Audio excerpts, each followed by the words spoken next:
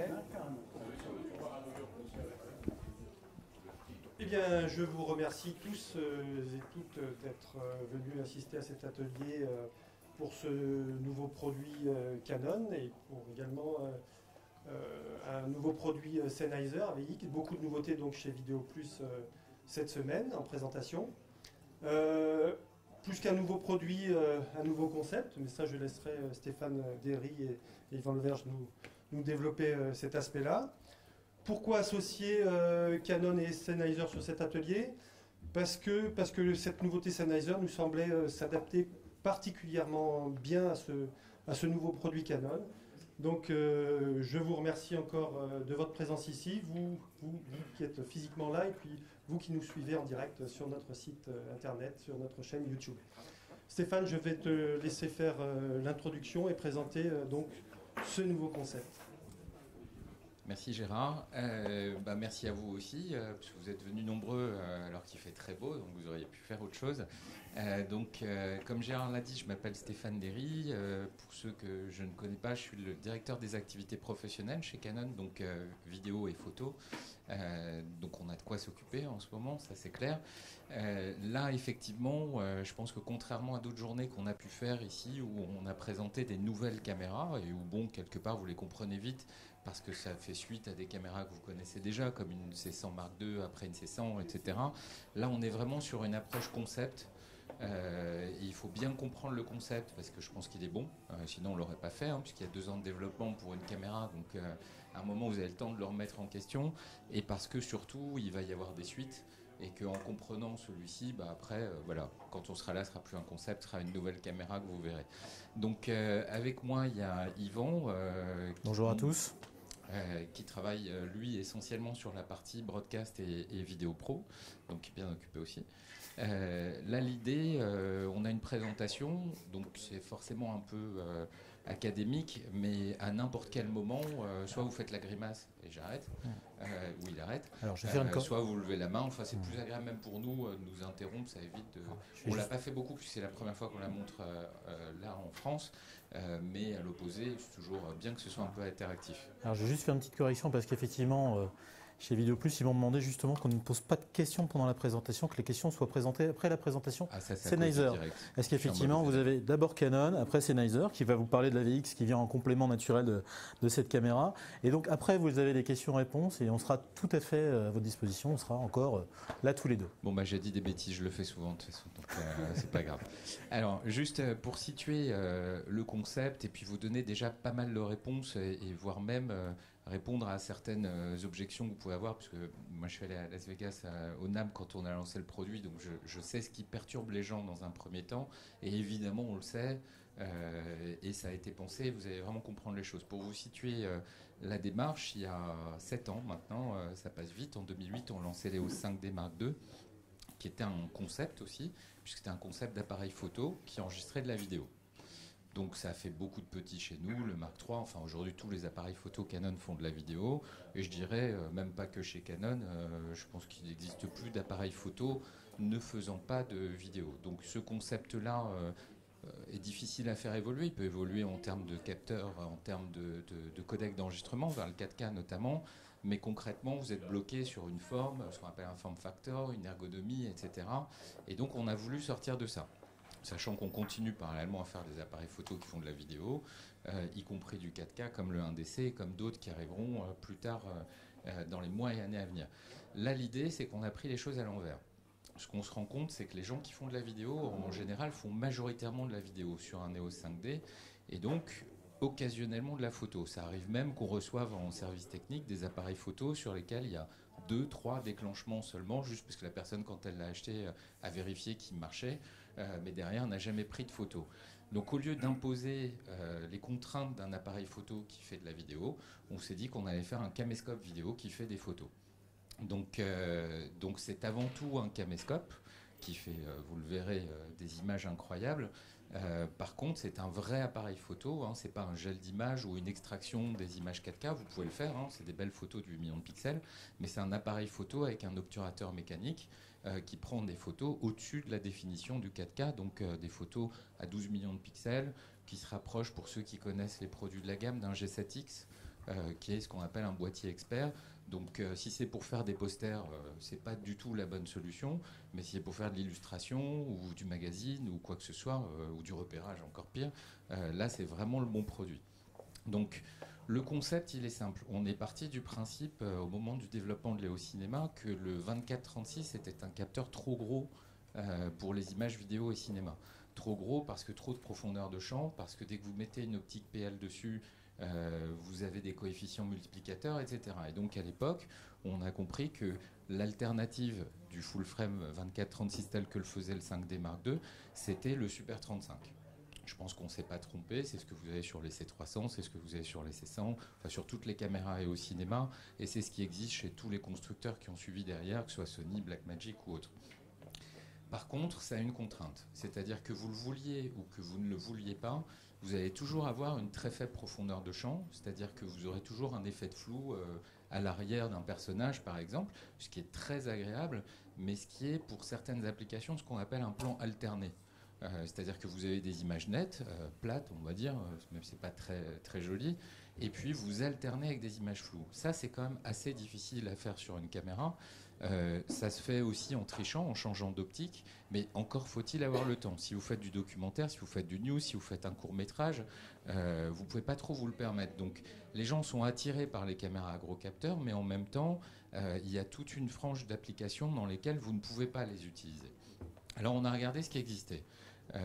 En dessous, bon, il ne s'agissait pas évidemment de revenir sur le 24-36, en dessous du Super 35, vous n'avez que très peu d'alternatives. Vous avez le micro 4 tiers comme le fait Panasonic, qui ramène encore beaucoup de profondeur de champ, mais qui a d'autres défauts au niveau de la sensibilité, etc. Et puis qui a surtout le défaut des optiques qui vont aller avec. Et vous avez le 1 pouce. Le 1 pouce, le vrai intérêt, c'est que vous avez l'avantage des gros capteurs, puisque vous allez avoir la dynamique, la sensibilité, vous allez avoir des logs, etc. Donc vous avez vraiment tous les avantages. Par contre, vous êtes à la limite de taille de capteur, où vous allez pouvoir, vous, décider quand vous voulez ou non cette profondeur de champ.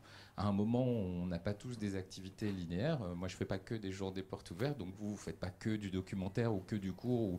Et donc, vous faites du news, c'est quand même pratique de pouvoir décider que vous voulez une image plate. Vous faites un court-métrage, c'est quand même pratique de pouvoir décider que vous voulez une image avec une faible profondeur de champ. Donc là, le concept a un intérêt dans le sens où, du coup, le 1 pouce permet d'avoir un format qui est polyvalent. Alors tout de suite, la question, c'est les optiques. Et c'est la question qu'on s'est posée. Et évidemment, vous imaginez bien, Canon, il y a 100 millions d'optiques EF en circulation dans le monde. On est le plus gros fabricant d'optiques au monde. Évidemment, nous, notre but, c'est de faire des optiques interchangeables, parce que c'est le concept de la marque. Et pourtant, on a choisi de faire une optique fixe. La raison, elle est très simple. Tout est cohérent dans la chaîne. C'est qu'à un moment, si vous mettez une belle optique EF interchangeable dessus, ce qui se passe, vous êtes en 1 pouce, vous allez avoir un coefficient, je ne dis pas de bêtises, de quasiment 2. Un peu plus de 2. Un peu plus de 2. C'est-à-dire que vous voulez faire un plan à 25 mm, vous êtes à 50. Vous voulez faire du 50, vous êtes à 100. Donc c'est ingérable. Et il faudrait vraiment des optiques dédiées. Donc un développement d'autres optiques sur une taille de capteur plus petite, donc elle serait plus de la qualité EF. Donc est-ce que ça a vraiment un intérêt ? Donc ce qu'on s'est dit, c'est qu'il ne fallait pas faire d'optique interchangeable, il fallait faire une optique fixe. Pourquoi ? Parce qu'elle est designée pour le capteur qu'en plus on fabrique, donc du coup il y a un lien entre les deux qui est bon, mais surtout vous n'avez plus ce ratio de zoom. Donc vous vous retrouvez avec une optique fixe, certes, mais qui fait 24 jusqu'à 240 mm. Donc théoriquement, ça correspond quand même à la quasi-totalité des plages couvertes qui sont utilisées aujourd'hui. Bien sûr, on pourrait vouloir un 400 ou un 600 mm, mais on le voit par rapport à ce qu'on vend comme optique 400-600 mm, c'est quand même un tout petit marché. Et dans ces cas-là, il y a d'autres caméras chez nous, ailleurs, qui peuvent vous permettre de le faire, même en caméra B de celle-là.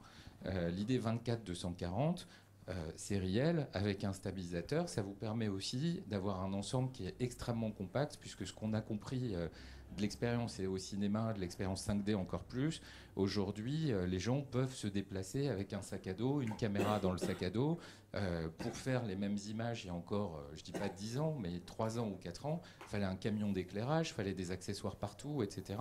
Et donc la compacité, ça reste un point fort. Alors contrairement à d'autres caméras qu'on a développées dans le passé, là, l'idée, après, vous faites ce que vous voulez et vous la prendrez tous en main. On va la faire tourner pour que vous voyez bien les choses. pour nous, c'est une caméra qui a été pensée pour ne pas trop être accessoirisée.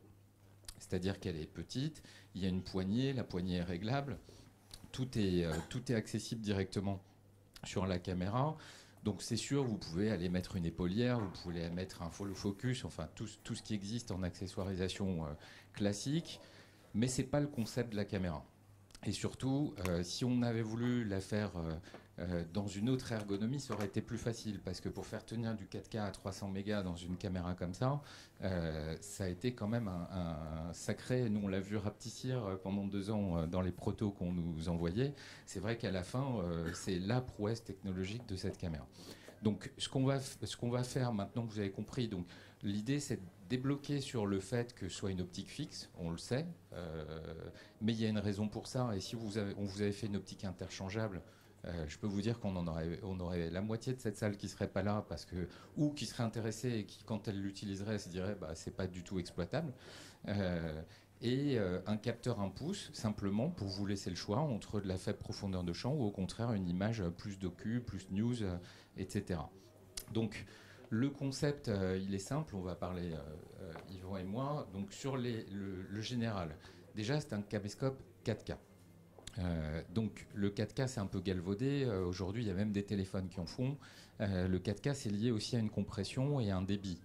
L'idée aujourd'hui, tous ou la majorité des caméscopes 4K qui existent font du 50 mégabits, il y en a quelques-uns à 100. C'est vrai que là, plus vous allez avoir d'informations sur une image à 8 millions de pixels, et plus ça va jouer en fait à la fois dans votre capacité d'étalonner, de travailler votre image, de zoomer dans l'image, puisque le vrai intérêt du 4K aujourd'hui, tant qu'on n'a pas de diffusion, c'est de cropper dans l'image, d'avoir un plan que vous avez fait trop large et à un moment pouvoir le rétrécir, comme vous le faites en photo quand vous allez chercher ou un gosse ou votre femme dans une photo, ou peu importe, c'est pas votre femme, mais donc c'est un vrai caméscope 4K. Et le choix qu'on a fait, qui a d'autres contraintes après, notamment sur le stockage, c'est un choix à 305 mégabits seconde, ce qui est gigantesque, hein. Ça veut dire que vous allez avoir des fichiers qui sont très lourds, si on regarde le mauvais côté des choses, mais à l'opposé, dont vous allez pouvoir faire ce que vous voulez, sachant que c'est accompagné d'un log. Le log, ça je pense que vous le connaissez tous, c'est une norme cinéma qui va vous permettre de faire un étalonnage sans dégrader la qualité d'image. Et donc en partant de 305 mégas avec un log, vraiment vous êtes sûr de ne rien perdre de ce que vous avez capté à l'origine. Alors, tout est nouveau dans le système, hein, le processeur, le capteur, etc. Donc ça, c'est pas la peine de le dire. Après, c'est une caméra qui peut être abordée sous deux formes. Soit c'est une excellente caméra B de caméra existante, c'est-à-dire que vous avez, sur un tournage, vous avez rarement que des C300 ou que des F5 ou il y a toujours un 5D au milieu parce qu'il y a un plan qui ne nécessite pas un outil aussi cher. Concrètement, là, ça peut être la caméra B du néo-cinéma, puisque c'est le même log. C'est exactement la même température de couleur, la même approche en termes de définition, etc. Mais, ma grande déception, hein, parce que j'aurais espéré qu'elle soit un peu moins bien, c'est une excellente caméra A. Parce qu'encore une fois, l'image qui en sort, et là on revient de Cannes où on l'a présenté en première et où on a fait faire un court-métrage avec, dont on commence à voir des images, c'est vraiment une très très belle caméra. Alors le flux, ça on vous l'expliquera. Il est assez simple en fait parce que je pense qu'il y a 7 ans, quand le 5D est sorti, les systèmes de montage ont eu du mal à s'adapter puisqu'à l'époque c'était Sony ou Panasonic, donc regardez Canon bizarrement. Aujourd'hui, quand Canon sort une caméra, les Adobe, etc. Font tout de suite des systèmes compatibles. Ce qu'on a vu fonctionner très bien pour le moment, c'est Adobe. Le premier. En fait, je vais vous rassurer, ce qui va bien fonctionner, c'est tout. Tout bonnement, comme ça au moins on a vite fait. C'est-à-dire que ceux qui déjà reconnaissent les fichiers de manière native, c'est Adobe Premiere. Là, ça le reconnaît dès à présent.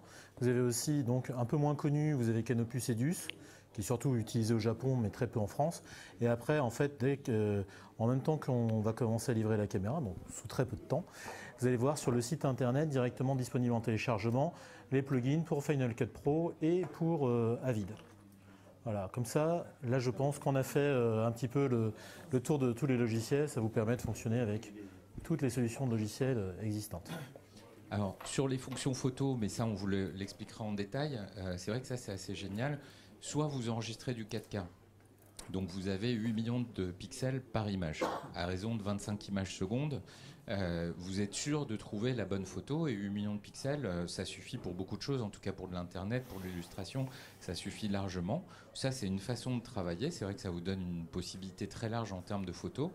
Vous pouvez le faire soit sur le logiciel qui est fourni avec, soit, et c'est ça qui est sympa, vous le verrez directement dans l'appareil photo, c'est-à-dire que vous pouvez transférer directement des images vidéo qui deviennent de la photo.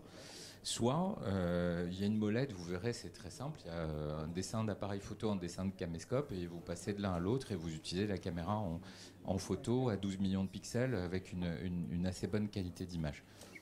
Donc je pense qu'on va passer à la suite. Oui.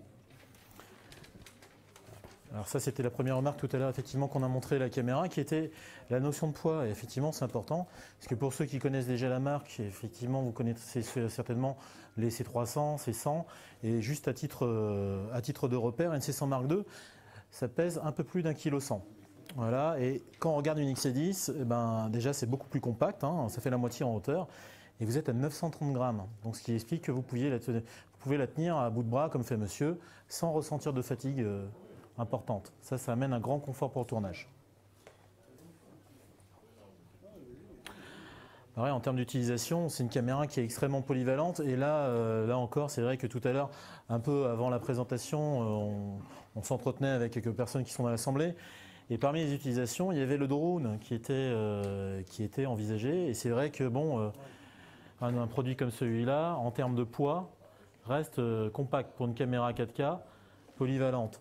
Après, bon, vous voyez, là, ces différents exemples, c'est complètement libre. Ça peut être effectivement du tournage embarqué, ça peut être des tournages avec des points de vue complètement différents. On reprend le rail de travelling qui est montré ici. Mais là, c'est ouvert à toute proposition possible et imaginable. Alors ça pour le drone, parce qu'on en a effectivement parlé tout à l'heure, ça c'est une vraie utilisation aujourd'hui. Ce qu'il y a beaucoup sur les drones, c'est notamment les GoPro, c'est une des seules solutions 4K très légères. Il y a le GH4 un petit peu aussi, mais encore une fois, on n'est ni sur les mêmes compressions, ni sur les mêmes qualités de capteurs ou quoi que ce soit. Là, l'idée, c'est de ramener une vraie image 4K avec très peu de compression à partir d'un drone. Donc vous le verrez, ça a été pensé pour d'abord le poids, la taille, à un moment à 100 grammes près, c'est calculé pour les drones, parce que pour un être humain, ça ne change pas grand-chose pour vous qu'elle pèse 50 grammes ou 100 grammes de plus. Et vous le verrez sur le Wi-Fi, puisque c'est une nouvelle norme Wi-Fi qu'on met dessus, enfin nouvelle pour les caméras, puisque c'est 5,4 gigas, donc beaucoup plus sécurisé. Ça aussi, c'est vraiment, vraiment pensé pour le drone. Alors là, c'est important comme slide, parce que comme ça, quand vous allez le voir, vous allez dire, mais pourquoi? En fait, on reprend un petit peu ce que fait une caméra. Ben, en fait, c'est très important, parce que tout bonnement, chez Canon, on est un des rares fabricants, si ce n'est le seul, à tout fabriquer. C'est-à-dire qu'on fabrique l'optique, qui est là, on fabrique le capteur, qui est là, on fabrique le processeur, et en plus, bon, là, vous voyez, il y a un codec qui s'appelle XFAVC, qui est le nouveau codec que vous trouvez sur cette caméra, mais qui a la particularité de ne pas vouloir réinventer la roue. C'est-à-dire que contrairement à nos fabricants, on ne va pas arriver en disant on va tout réinventer, vous allez voir, ça va être magnifique. On reprend des standards de l'industrie, donc ça veut dire que c'est du H264 pour le flux vidéo, on le met dans un conteneur MXF.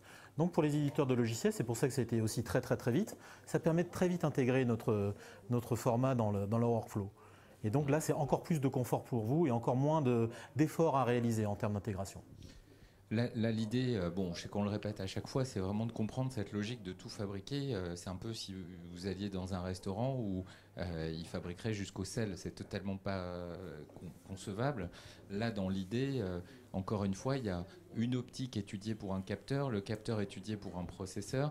Le format d'enregistrement, il est important. Hein, bon, c'est un tournant important aussi pour nous, puisque Canon est le promoteur majoritaire du MPEG-2 avec Sony. Là, on a fait le choix de l'intraframe, donc qui est plus qualitatif, en tout cas pour ce type de caméra et de tournage. Donc vous avez quand même un flux d'informations qui est très important, et c'est aussi ça qui nous a obligés à aller vers un débit plus important. Donc maintenant, pour vous donner une idée, comme je vous le disais, il y a un court-métrage qui est en cours de montage. La caméra n'existe pas, puisqu'elle arrive dans une dizaine de jours à peu près. Le gars est en train de monter tranquillement chez lui, il n'y a pas de souci. Évidemment, il y a eu un gros développement sur cette caméra, et l'idée c'est que tout soit prêt le jour où elle sort, voire même avant. Hein. Donc même là, si vous avez une carte, vous pouvez enregistrer, vous pouvez monter chez vous. Hein. Alors là, tout de suite, il faudra que vous ayez Premiere ou Idius, mais d'ici une dizaine de jours, vous pourrez monter sur ce que vous voulez. Ouais. Avec le plugin, donc ça veut dire que c'est déjà mis en ligne. Okay.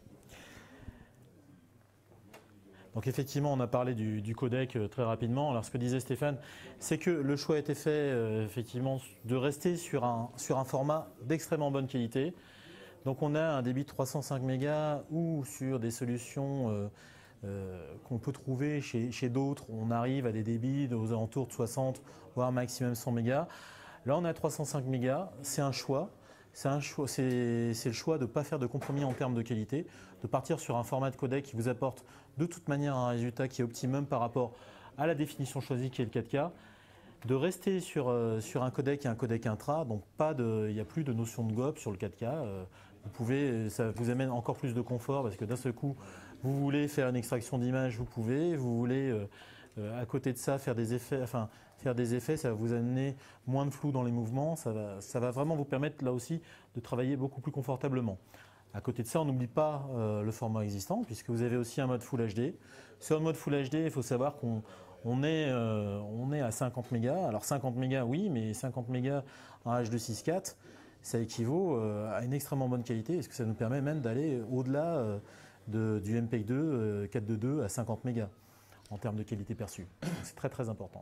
Alors ça permet de faire une transition. Le format d'aujourd'hui, et pour au moins 3 ans ou 5 ans, ça reste la HD. Hein. Donc cette caméra fait de la HD, elle le fait bien, plutôt même mieux que même d'autres caméras HD qu'on a dans la gamme. Hein. Ça c'est le jeu des nouveautés. Par contre, c'est vrai que si c'est pour faire de la HD, de préférence, quand vous utilisez cette caméra, c'est de l'utiliser en 4K. Puisqu'il vaut mieux, vu que le montage n'est pas plus compliqué, faire votre montage en 4K et vous redescendez à la fin en HD, ce sera toujours mieux, même qu'une excellente caméra HD comme celle-là. Après, le seul enjeu de tourner en HD, il y en a un, il faut être honnête. Hein. Vous avez 2 slots sur la caméra, pour ceux qui l'ont déjà pris.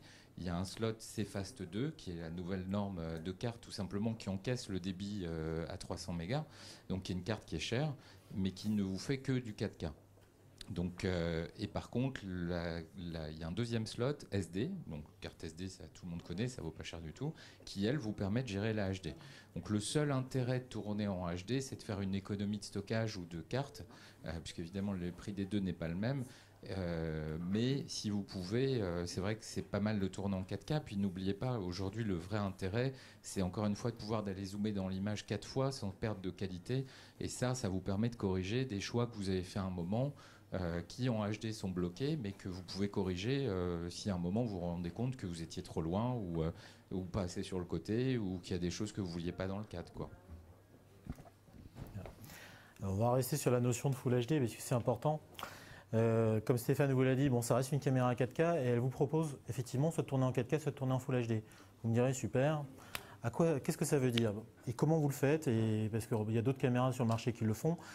Mais la différence sur les autres caméras, c'est qu'en fait, vous ne faites pas d'extrapolation. Vous allez juste venir prendre quelques pixels sur le capteur pour fabriquer votre image Full HD. Ce n'est pas du tout ce qu'on voulait faire. Le choix qui a été fait sur cette caméra, c'est de faire du suréchantillonnage. C'est-à-dire, je vais essayer de faire très très basique, on utilise tous les pixels capturés en 4K et à partir de cette image 4K, on va venir faire une image Full HD.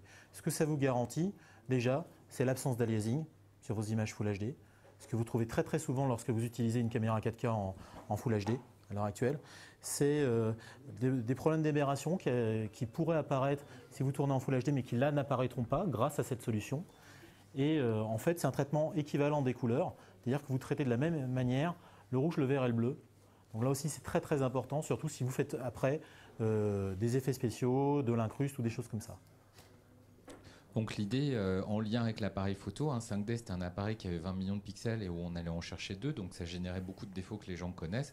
Là, on choisit de travailler sur la totalité du capteur, quel que soit votre choix à vous, à la fin en HD ou en 4K, ce qui vous permet par contre, directement, sans downscaler en montage, d'avoir une qualité entière et pas tous les défauts, y compris le rolling shutter, etc., que vous avez dès que vous utilisez une partie seulement du capteur. Alors, bon, là on va pouvoir passer un peu vite sur le choix du du 1 pouce, mais je pense qu'il est important de revenir sur les notions de sensibilité et de profondeur de champ. Ça a été un petit peu évoqué aussi tout à l'heure. Je ne sais pas si tu veux en parler, Stéphane, oui, par rapport alors, à la sensibilité. Sur la sensibilité aujourd'hui, la sensibilité c'est une chose, vous avez, quand vous êtes à 20 000 ISO par exemple, sur une caméra comme celle-là ou comme sur la C300, aujourd'hui il y a des caméras qui vous font même 400 000 ISO. Ce qui compte, c'est ce que vous avez comme bruit quand vous utilisez les hautes sensibilités, et puis ce que vous perdez comme couleur surtout. Ça, on fait moins attention, mais en général, plus vous avez monté en ISO, et plus vous perdez de la couleur. Là, il y a un travail qui a été fait pour maîtriser les deux.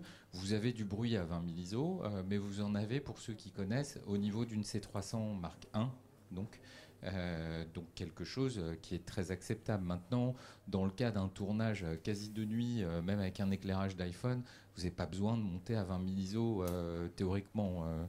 C'est vraiment dans des applications où vous êtes dans le noir total, mais dans ces cas-là, c'est rare que vous ayez besoin de faire des images. Là, c'est plus de l'application militaire ou ce qui existe et ce qui est demandé, mais là, c'est pas le cas. Donc, c'est une caméra qui est très sensible. On l'a testé aussi puisqu'on est un petit peu sorti à Cannes. Et que le film, il y avait une scène, oui, effectivement, dans le noir. Donc, on a atterri dans une soirée noir totale. On a vu les images. C'est vrai que c'est assez étonnant. Donc, toujours d'avoir un éclairage. Alors ça, c'est vrai que c'est le gros enjeu aujourd'hui. Il ne faut pas non plus partir avec ce genre de caméra ou d'autres chez nous sans aucun éclairage. Il faut juste prendre le temps de savoir comment vous allez éclairer. Mais a priori, vous faites une interview, en tout cas en hiver, à 5 heures il fait jour, à 6 heures il fait nuit. Avec ne serait-ce que le lampadaire au-dessus de votre tête ou quoi que ce soit, en compensant sur la sensibilité de la caméra, ça suffit. Mais si vous voulez faire une image un peu travaillée, il faut quand même mettre un peu d'éclairage, quoi. Alors c'est vrai que si vous faites de la fiction, ou si vous tournez des choses où vraiment vous avez du temps, là vous pouvez soigner votre éclairage. Le problème, c'est que quand vous faites du reportage, du docu, des fois vous êtes pris un petit peu à court, et là, avoir cette possibilité d'augmenter la sensibilité de la caméra, c'est encore une fois un grand confort de travail. Alors, le processeur, simplement, c'est un processeur donc DV5, c'est un processeur assez puissant, simplement parce qu'à un moment, il faut gérer en même temps de la photo, de la vidéo, beaucoup d'informations, puisque 8 millions de pixels x 25 par seconde, c'est beaucoup d'informations. Et puis en même temps, corriger tout ce qui est rolling shutter, tout ce qui est... donc c'est le même processeur, si je ne dis pas de bêtises, que la C100 Mark II. C'est le même que la C300 Mark II. C300 Mark II, pardon. C300 Mark II, donc c'est quelque chose de très, très pointu. L'intérêt aussi, le vrai progrès que vous allez voir, c'est sur l'autofocus, pour ceux qui ont la caméra et qui veulent jouer avec, qui est assez bluffant.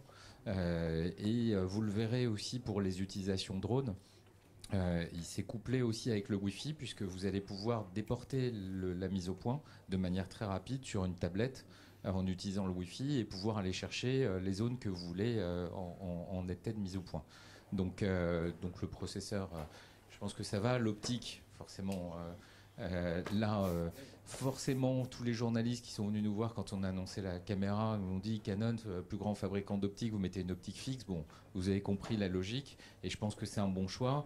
Par contre, il était hors de question de faire une optique d'une qualité moyenne parce que là, si elle est non interchangeable et en plus pas terrible, c'est pas possible.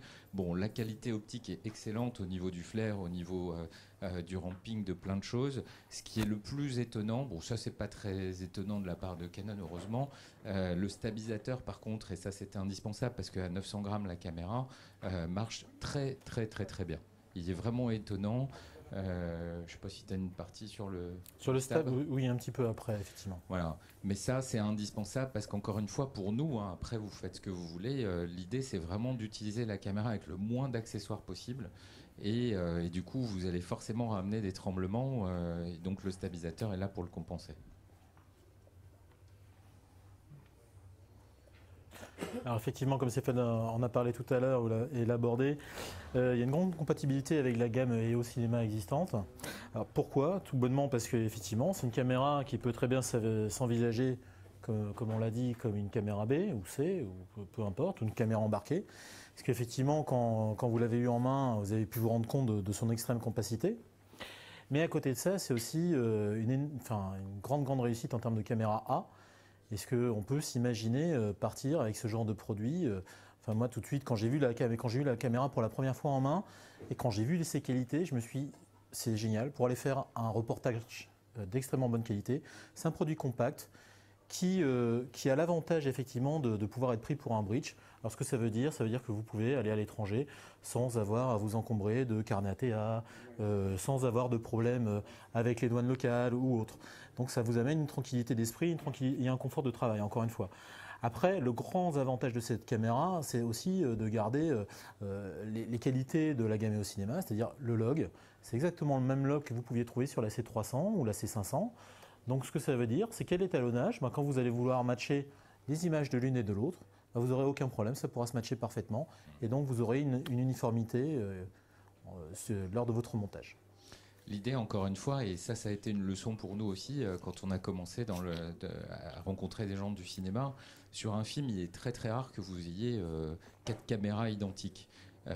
Aujourd'hui, vous allez avoir une RED mélangée avec une GoPro, mélangée avec une Arri, etc., qui sont là pour chacune une application différente. Là, c'est 300 à trouver sa place sur des plans qui nécessitaient une caméra légère, etc. Il y a beaucoup de longs métrages, mais finalement, il y a très peu de longs métrages où il y a beaucoup de caméras.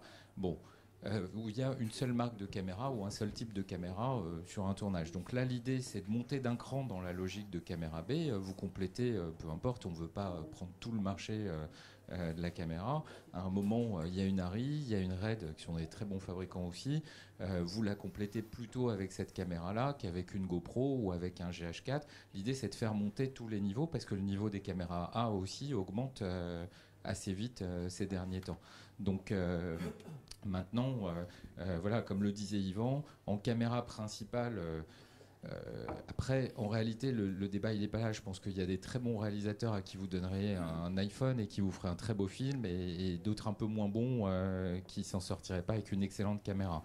Là, l'idée, c'est à chacun d'être malin et de savoir aussi contourner les choses qui peuvent être gênantes dans sa taille, dans plein de choses. Ça s'apprivoise, hein, c'est pas le souci. Mais en caméra principale, malgré tout, c'est une caméra qui du fait de sa qualité, de son codec, etc., a très peu de limites finalement. Surtout, et ça on en parlera en fin de partie, par rapport au choix économique qu'on a fait, qui est un choix plus qu'abordable, puisqu'on a des caméras HD petits capteurs qui sont plus chers que cette caméra-là, y compris chez nous. Donc c'est un vrai parti pris qu'on a pris. Hein. On en parlait juste avant. Alors le codec et le support. Alors effectivement, c'est un parti pris. On a fait le choix de partir sur un codec avec un débit élevé. Et donc la seule chose que ça entraîne, c'est un changement de carte. C'est-à-dire que par rapport au compact flash que vous pouviez trouver auparavant dans nos produits, on a fait une migration vers la CFast 2, tout bonnement pour pouvoir soutenir ce débit. Mais encore une fois, c'est un choix qui a été fait par rapport à la qualité exigée. C'est-à-dire qu'on ne veut pas faire de compromis sur cette caméra. Quand vous la voyez, effectivement, elle est petite, mais le but, n'oubliez pas, c'est de vous fournir un outil d'extrêmement bonne qualité, y compris au niveau du codec et des fichiers qui en sortiront. Alors là, il faut être clair, on est les premiers à utiliser cette carte. Il y a déjà de la CFast sur le marché, mais enfin, il n'y a pas le 1 derrière, mais on va dire que c'est de la CFast 1. Là, c'est de la CFast 2. Il n'y a pas de caméra sur le marché. SanDisk, qui en est le concepteur, n'a pas forcément de recul sur les volumes qui peuvent être faits. Moi, ce que je peux vous dire, une caméra comme celle-là, c'est une caméra sur laquelle la semaine du NAB, on était déjà à 8 fois ce qu'on avait prévu à l'année. Donc SanDisk va vite baisser les prix parce qu'ils vont avoir un tel volume de cartes à fabriquer. Au jour d'aujourd'hui, évidemment, pour les gens qui acquièrent ce type de caméra en premier, la carte est relativement chère, en tout cas par rapport à ce qu'on peut connaître sur des compacts flash, etc. Tout simplement, les compacts flash ont commencé comme ça aussi. Mais aujourd'hui, 7 ans après un 5D, forcément, elles ont baissé. Donc c'est pour ça qu'on a fait un choix aussi, pour ceux qui l'ont précommandé ou qui veulent le faire. N'hésitez pas. De toute façon, vous allez être obligé d'acheter une carte. Enfin, sinon, c'est dommage, c'est que vous n'avez pas enregistré. En tout cas, pas de 4K. Il y a un kit qui existe de cette caméra avec la carte qui est fournie avec et un lecteur aussi, puisque c'est pas un lecteur que vous mettez dans un compact flash non plus, et qui est évidemment beaucoup plus intéressant que quand vous achetez séparément les éléments, non pas parce qu'on fait de la marge sur la carte, puisque c'est pas nous qui les fabriquons, on n'a absolument rien à voir dans la vente de cartes, mais parce qu'on a négocié un volume global sur les ventes de caméras qui nous permettent, grosso modo, que vous les achetiez 50% de ce que ça vaut. Maintenant, il n'y en a qu'une. Donc après les autres, faut les acheter. C'est une carte 128 gigas. Ouais. C'est un choix qui a été fait. Dans d'autres pays, c'est pas le cas. Ils sont partis sur du 64 gigas. On a fait le choix de partir sur 128 tout bonnement parce que ça correspond à peu près à 54 minutes d'enregistrement. Donc ce qui est en gros ce que vous trouviez sur d'autres formats existants auparavant.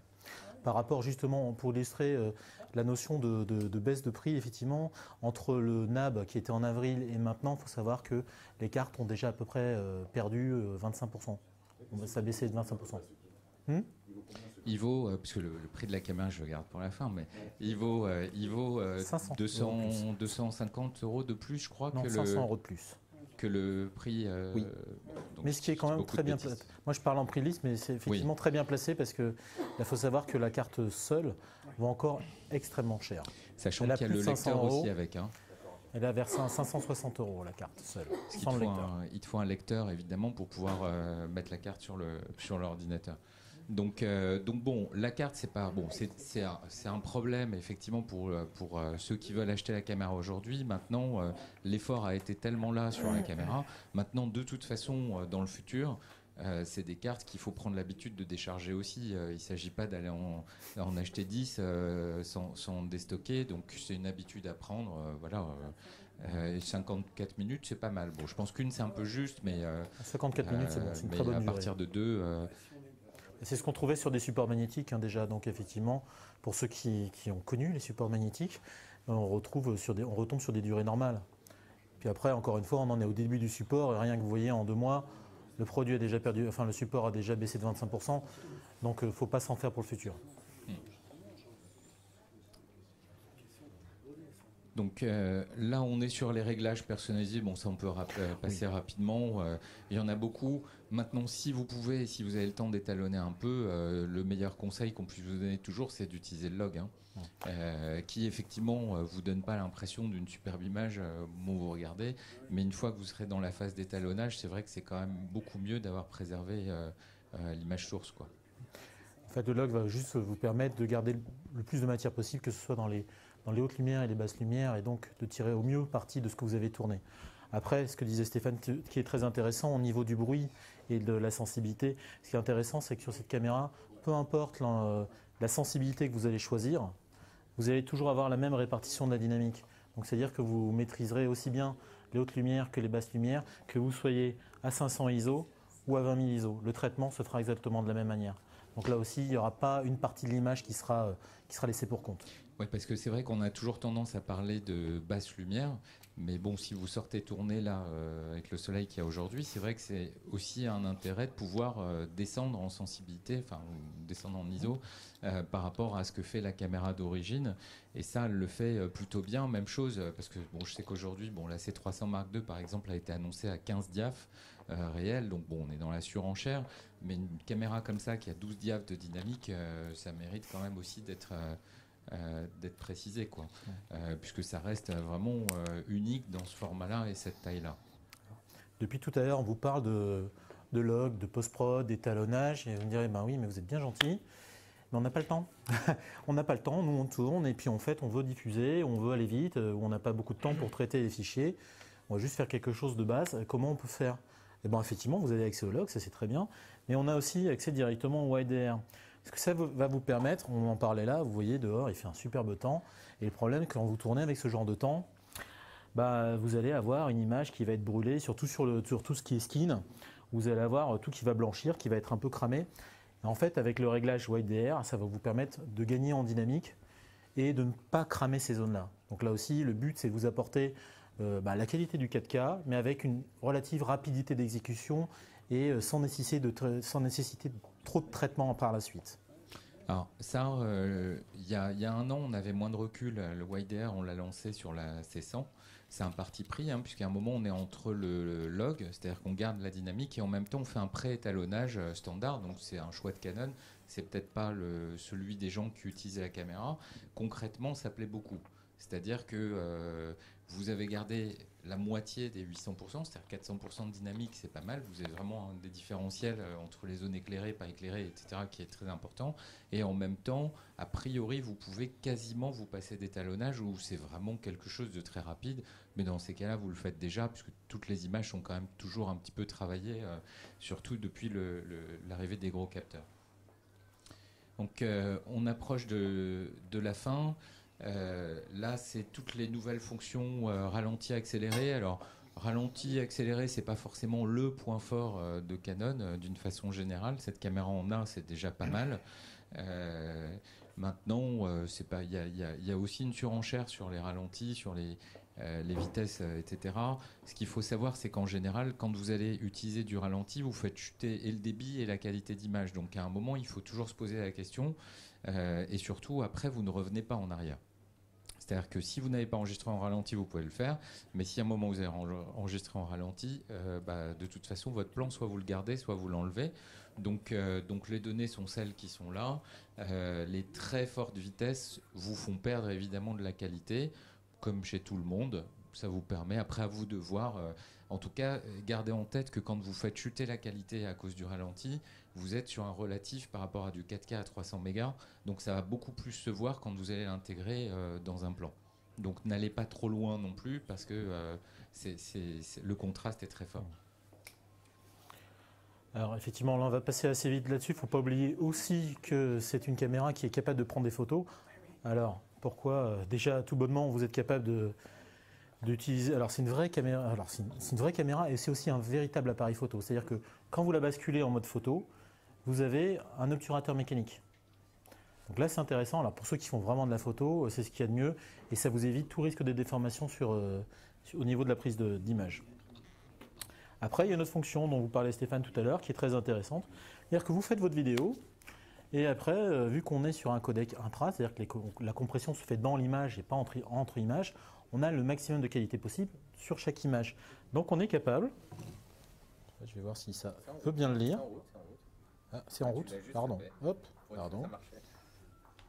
Je suis désolé, mais chaque fois, Tu as coupé le chien qui a attrapé la balle, Yvan. Voilà, c'est bon. Donc le but, effectivement, c'est de se dire, voilà, moi je tourne. Bon, je suis désolé, c'est un chien. Si vous n'aimez pas les animaux, c'est... Voilà. Et l'avantage, c'est qu'effectivement, vous êtes là, on repasse en mode de lecture, vous allez lire votre film, et d'un seul coup, clac, vous dites ça m'intéresse. Et ce que vous allez faire, clac, vous faites une extraction immédiate de l'image que vous allez enregistrer. C'est une photo que vous allez enregistrer sur la carte SD directement. Et donc l'avantage, effectivement, on est sur une vraie photo d'une définition de 4K. Donc ça, c'est si vous n'avez pas le temps de basculer le mode photo, vidéo. Vous perdez 4 millions de pixels, puisque vous êtes à 12 millions de pixels. Mais ça vous permet aussi d'avoir un choix, un mode rafale super puissant, on va dire, directement sur la caméra. Ça, c'est juste pour vous montrer sur la caméra. Vous pouvez aussi, pendant la lecture de ce que vous avez tourné, enclencher un mode zoom. Alors le mode zoom, c'est un rapport de 2. Pourquoi 2 ? Parce que tout bonnement, ça vous ramène sur un rapport Full HD et ça vous permet de savoir, d'avoir une idée si vous devez recadrer après, en post-prod, de vous dire, voilà, moi je peux recadrer ça. Et donc sur cette image qui est là, moi, à l'arrivée, ce qui m'intéresse, c'est ça. Là aussi, c'est encore plus de flexibilité. Et ça, vous pouvez le faire avant d'enregistrer, en fait, à la vision. Tout à fait. Bon, le workflow, c'est vrai qu'on en a parlé tout à l'heure. Bon, l'ergonomie, je pense qu'il sera bon d'en parler un tout petit peu tout à l'heure. Voilà. Là, s'il y a une caméra, juste pour... Parce que moi, ça m'avait surpris. Surtout pour un incompétent comme moi.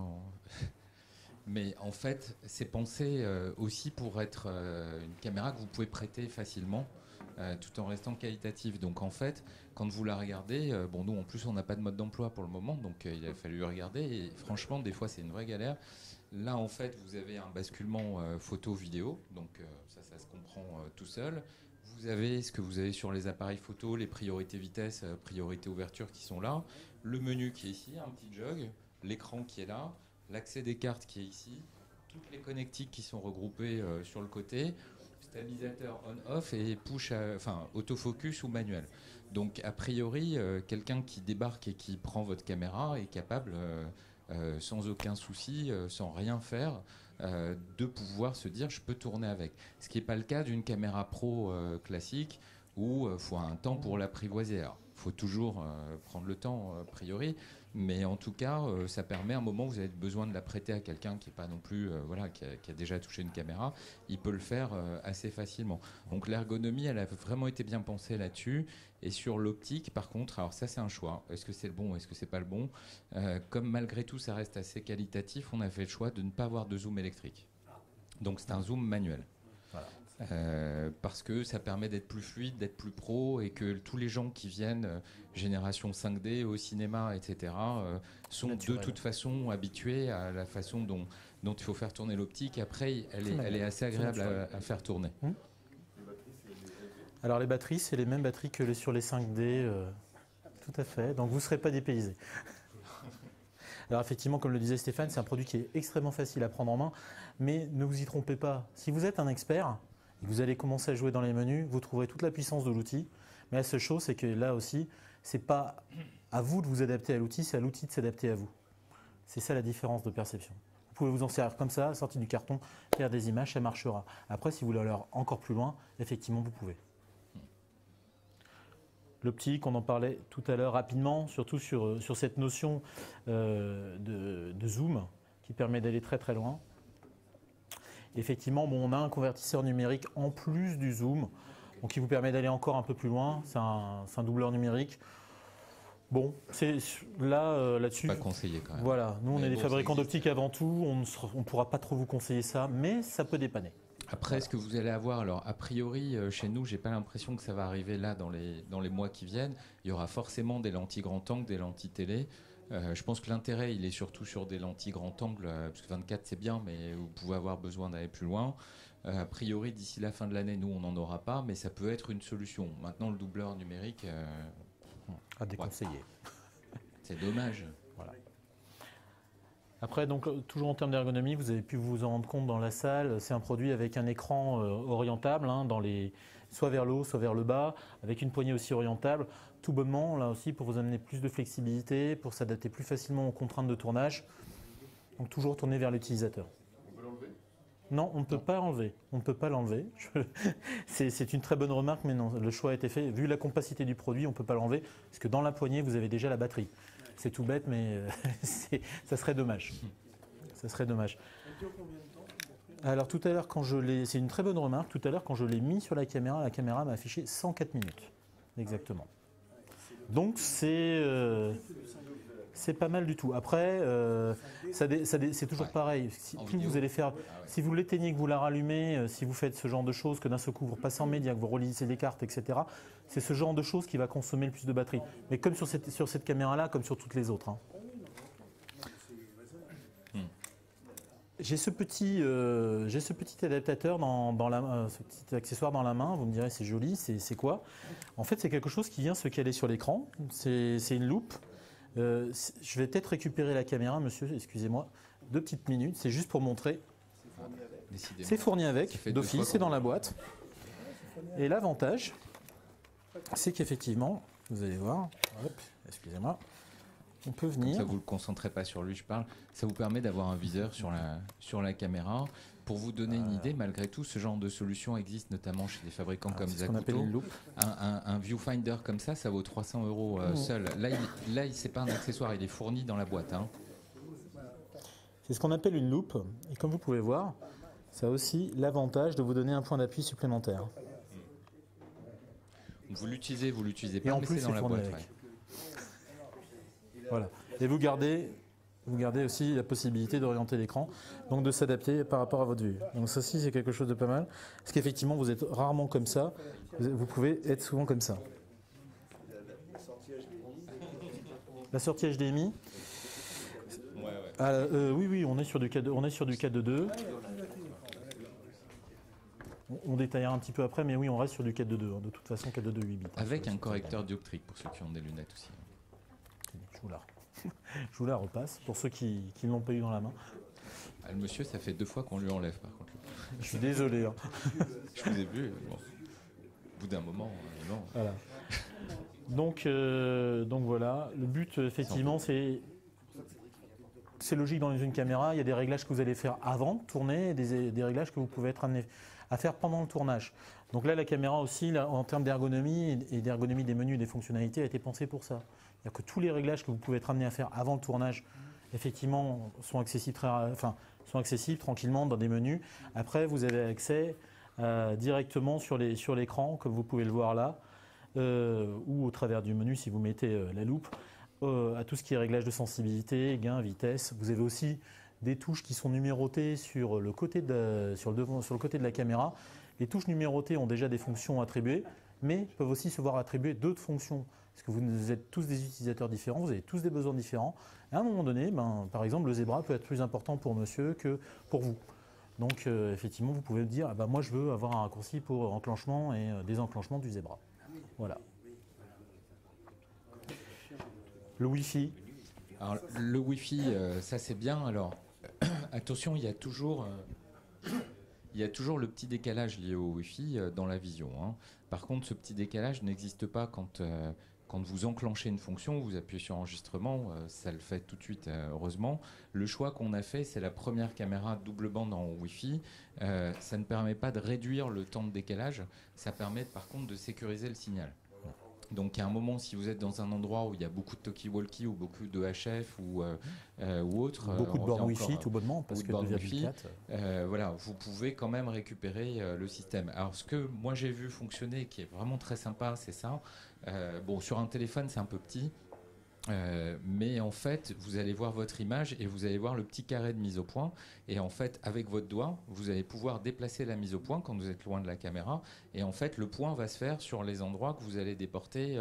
Donc ça, dans une utilisation sur une grue, sur un drone, sur plein de choses, c'est vrai que c'est très pratique. Même sur un multicam, j'ose espérer qu'on n'en arrivera pas à avoir un seul opérateur sur 3 caméras. Mais dans ces cas-là, on peut imaginer, oui, qu'il fasse des réglages de points différents sur plusieurs caméras à partir de plusieurs iPads par contre, puisque c'est une association entre 2 boîtiers, donc il faut même pour 3 caméras, il faut 3 devices différents. Donc ça c'est vrai que c'est le petit point plus, sachant même chose dans les logiques d'accessoires, et là c'est plus nous les coupables. Un accessoire Wi-Fi extérieur sur une caméra au cinéma, ça vaut 500 €. Là il est intégré dans la caméra. C'est pas une option. Après, même chose, vous l'utilisez pas, mais c'est pas un boîtier que vous rajoutez, que vous pouvez perdre, etc. Bon, là, on va passer relativement vite sur les accessoires. Alors les batteries, effectivement, ça c'était la question tout à l'heure. On reste sur des batteries que l'on connaît, sur les 5D, 6D, 70D, c'est précisé. On a un récepteur GPS. Ça peut être intéressant lorsque vous faites du docu, parce que ça vous permet d'enregistrer vos données GPS et après de les retranscrire sur une carte automatiquement. Et vu que c'est aussi un très bon appareil photo, on a aussi la compatibilité avec les flashs existants. Voilà. Bon, ça, on en a déjà parlé tout à l'heure. Je ne vais pas m'étendre dessus. Gardez juste en tête, on est compatible avec tous les logiciels existants en termes de montage et aussi d'étalonnage. Ça, l'XF Utility, c'est le logiciel classique qu'on fournit avec toutes les caméras. XF et au cinéma. D'ailleurs, sur le nom, pour ceux qui ne connaissent pas, il y avait la gamme XF, puisque ça permet aussi de prévoir un peu ce qui va arriver dans le futur. Ce qu'on appelle les XF chez Canon, c'est des caméras, en fait, on va dire plus télévision, reportage, documentaire, donc XF300, XF200, XF100 pour ceux qui connaissent. Et vous avez les EO Cinéma, donc les caméras C, C100, C300 et autres. Et en fait, le choix qu'on a fait, c'est d'appeler cette caméra XC, puisque c'est vraiment le rassemblement des deux. Caméra gros capteur typé cinéma dans son approche, parce que malgré tout, n'oubliez pas qu'il y a encore 2 ans, une F3, il fallait payer 2500 € un log seulement. Là, c'est plus cher que le prix de la caméra seule, complète, je veux dire. Donc le choix XC, c'est simplement d'avoir une caméra qui peut faire le pont entre une caméra de cinéma et une caméra de télé. Donc XF Utility, c'est le nom du logiciel. Voilà. Ça vous permet de faire des choses très très rapides parce qu'on n'a pas toujours un logiciel de montage ou d'étalonnage sur son ordinateur. Ça va vite vous permettre de faire du dérochage ou de visualiser vos rushs, d'extraire des photos si vous voulez. Donc là aussi, un petit logiciel intéressant qui est gratuit, qui est fourni avec la caméra, que ce soit sur PC ou sur Mac. Donc ça, c'est les accessoires. Donc en gros, il y a beaucoup de choses qui sont fournies. Voilà, le flash, etc. Évidemment, c'est des accessoires additionnels. Après, c'est une griffe porte-accessoires classique Canon, donc sur laquelle vous mettez ce que vous voulez en accessoirisation. Et avec un peu de chance, on parle audio et on dit on peut même mettre des accessoires Sennheiser dessus. Non, ça marche pas là. Je vais juste montrer effectivement. Alors, on va en parler après parce qu'effectivement, vu qu'on a consommé pas mal de temps, et je pense que même Sennheiser effectivement est impatient de présenter le produit. L'idée quand même, parce que on est assez, peut-être parce qu'on travaille dans l'objectif, on essaie d'être objectif. Je sais pas si c'est bien tourné, mais concrètement, dans les remarques que moi j'ai entendues sur la taille de capteur, l'optique fixe, etc., en réalité, c'est pas un réel souci. Après, il y a un choix qu'on a fait, qui est un choix lié à la compacité. C'est sur la partie audio, il y a un mini jack. Voilà. Il n'y a pas d'XLR comme on peut l'avoir sur toutes les caméras. Alors oui. Mini jack stéréo, effectivement, ça, comme vous le voyez, hop, naturellement, ça n'est plus un problème. Voilà. Et la transition, elle est vite faite. Bon, c'est un super produit Sennheiser. Ça reste. Ils vont vous en parler mieux que moi, mais au moins la transition. Maintenant, ça reste. Bon, pour nous, les gens qui tournent en 5D ou de toute façon déportent le son, et c'est toujours ce qu'on conseille. Donc le mini jack n'est pas plus pénalisant que du XLR. Maintenant, c'est vrai qu'il y a des fabricants audio en plus de qualité qui proposent des solutions qui se montent sur les griffes porte-accessoires et qui vous permettent, si vraiment vous voulez mettre un XLR dessus, je pense là vraiment dans le cadre interview, news, etc., où là c'est indispensable. Heureusement, je ne l'avais pas vu au NAB d'ailleurs, il y était. Heureusement que ça communique bien entre les différents constructeurs. Donc il y a déjà des solutions. C'est peut-être bien que vous en parliez. Eh bien, nous étions dans la compacité, dans la légèreté. Donc c'est une tendance actuelle. Youssef, bienvenue à Youssef, donc de l'équipe Sennheiser, qui est donc le responsable des comptes clés chez ProAV, tout à fait, pour Sennheiser, donc qui va nous présenter avec Christophe qui est en train de s'équiper, donc AVX. AVX, donc c'est la simplicité au service de la créativité, je crois. On va donc Christophe va se présenter et va nous présenter donc AVX. AVX, donc c'est un ingé son dans un micro. Un petit peu ça. Donc je vais commencer déjà par le monde. Donc on va parler de l'accessoire indispensable à ce genre de petits téléphone. Merci. Donc c'est notamment un accessoire. On est un accessoire. Lorsqu'on regarde notre ici, vous allez voir que l'image, on a une belle image. On peut juger d'une belle image, je pense, lorsqu'on a un très bon son. Et votre image va être dégradée si le son n'est pas présent, tout simplement, ou de mauvaise qualité. Donc, avant de faire ma présentation, je voudrais vous montrer un petit film, en fait, le film de la campagne de pub, en fait. Vous voyez les sous-titres.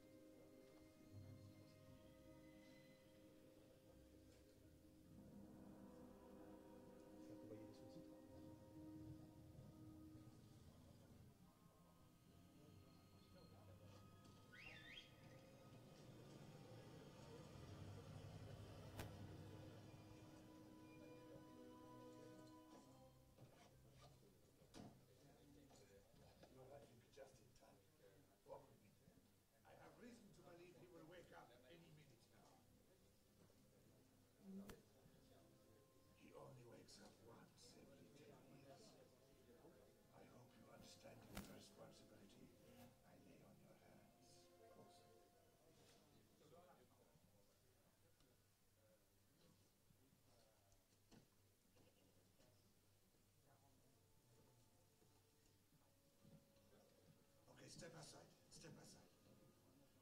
We can only ask him one question about the future before he will fall back asleep. So he really predicts the future? That's why we call him the Oracle.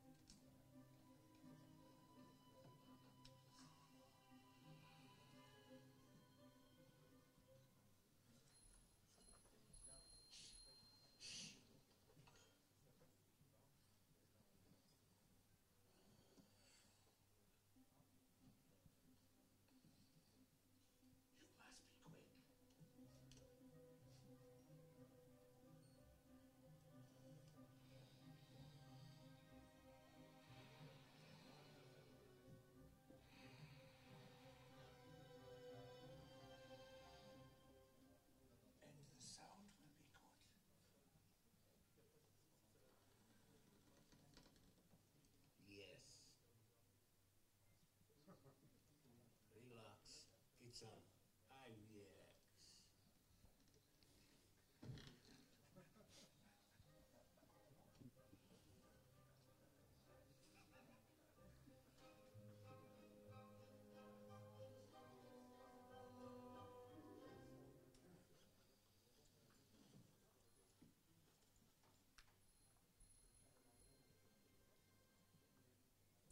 Une suite éventuelle.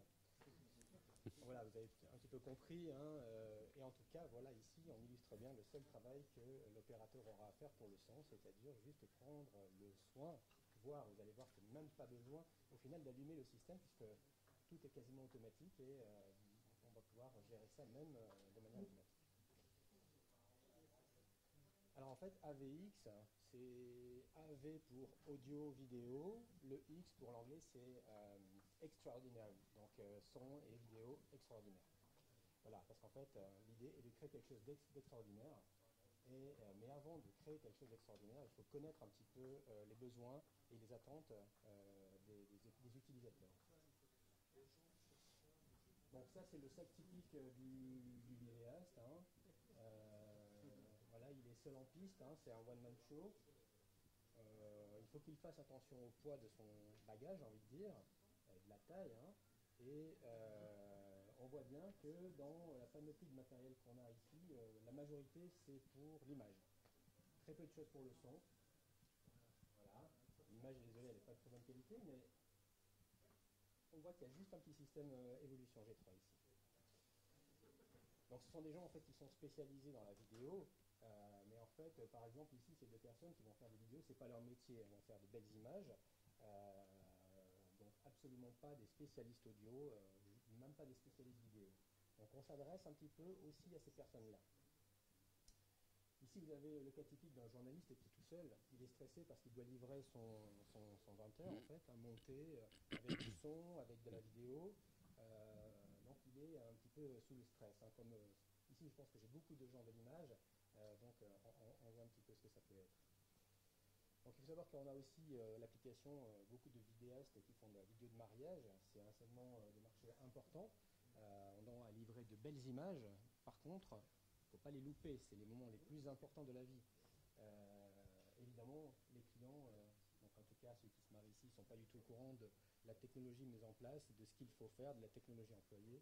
Il faut être discret, il faut que les choses soient déployées de manière très très rapide, et voilà, très très très rapide, pas louper le baiser. Parce que c'est ça l'événement en fait qui est extraordinaire, ça part de là aussi, c'est qu'à chaque fois, derrière, devant votre caméra, il y a un événement qui se produit, qui va se produire une fois, pas deux fois. Il n'y aura pas de reprise. Le mariage, le baiser, on ne va pas le reprendre une deuxième fois. Ouais, ça va être compliqué. Voilà. Donc si on loupe ce moment-là, on a loupé l'événement. Donc ce qui est au cœur et ce qui anime ce système, c'est de vous permettre d'aller au bout de cette aventure-là et de pouvoir capter dans de bonnes conditions l'événement spontané. Voilà. Pas de place à l'échec. Donc lui, par exemple, également, il part faire des vidéos tout seul dans la jungle. Il a besoin d'un sac, comme je disais, léger, pas trop lourd, mais il ne doit pas faire de compromis en se disant, ok, bah, je vais faire un compromis sur l'audio, par exemple, pour essayer d'avoir le système le plus petit possible, le moins lourd. Donc aujourd'hui, avec ce système-là, on va pouvoir leur proposer de la qualité, vous proposer de la qualité et de la compacité et pas de poids. Et du stress, beaucoup de stress en moins. Alors ici, c'est un schéma en fait lors des tout premiers du démarrage en fait du projet AVX. Lorsqu'on l'a développé, en fait, il y a eu un brainstorming avec des gens du métier comme vous, et on a dessiné, on est arrivé à dessiner, on va dire, le récepteur idéal, le système idéal, et on voit que on n'est pas loin de ça. Hein. Donc, je vais les débrancher pour l'instant pour qu'on puisse bien le voir. Je crois que sur la petite histoire, ça part effectivement de ce dessin initial, en allant voir des ingénieurs du son qui disaient, à qui on a posé la question, qu'est-ce que pour vous serait le récepteur de demain idéal? Et donc ils ont indiqué un certain nombre de paramètres qui leur semblaient être importants. Tout d'abord la compacité, donc la taille le plus réduite possible. Idéalement que ça ait la taille et les dimensions d'un connecteur XLR. Comme on peut le voir, c'est le cas. Et puis ensuite quelques fonctionnalités comme le fait que ça puisse tourner pour pouvoir s'adapter à tout type de caméra. Et puis ensuite, d'autres éléments que Christophe va aborder. Pour faire un petit... lorsqu'on regarde en fait le principe d'une solution analogique, on a tous ces paramètres ici que l'on doit prendre en compte.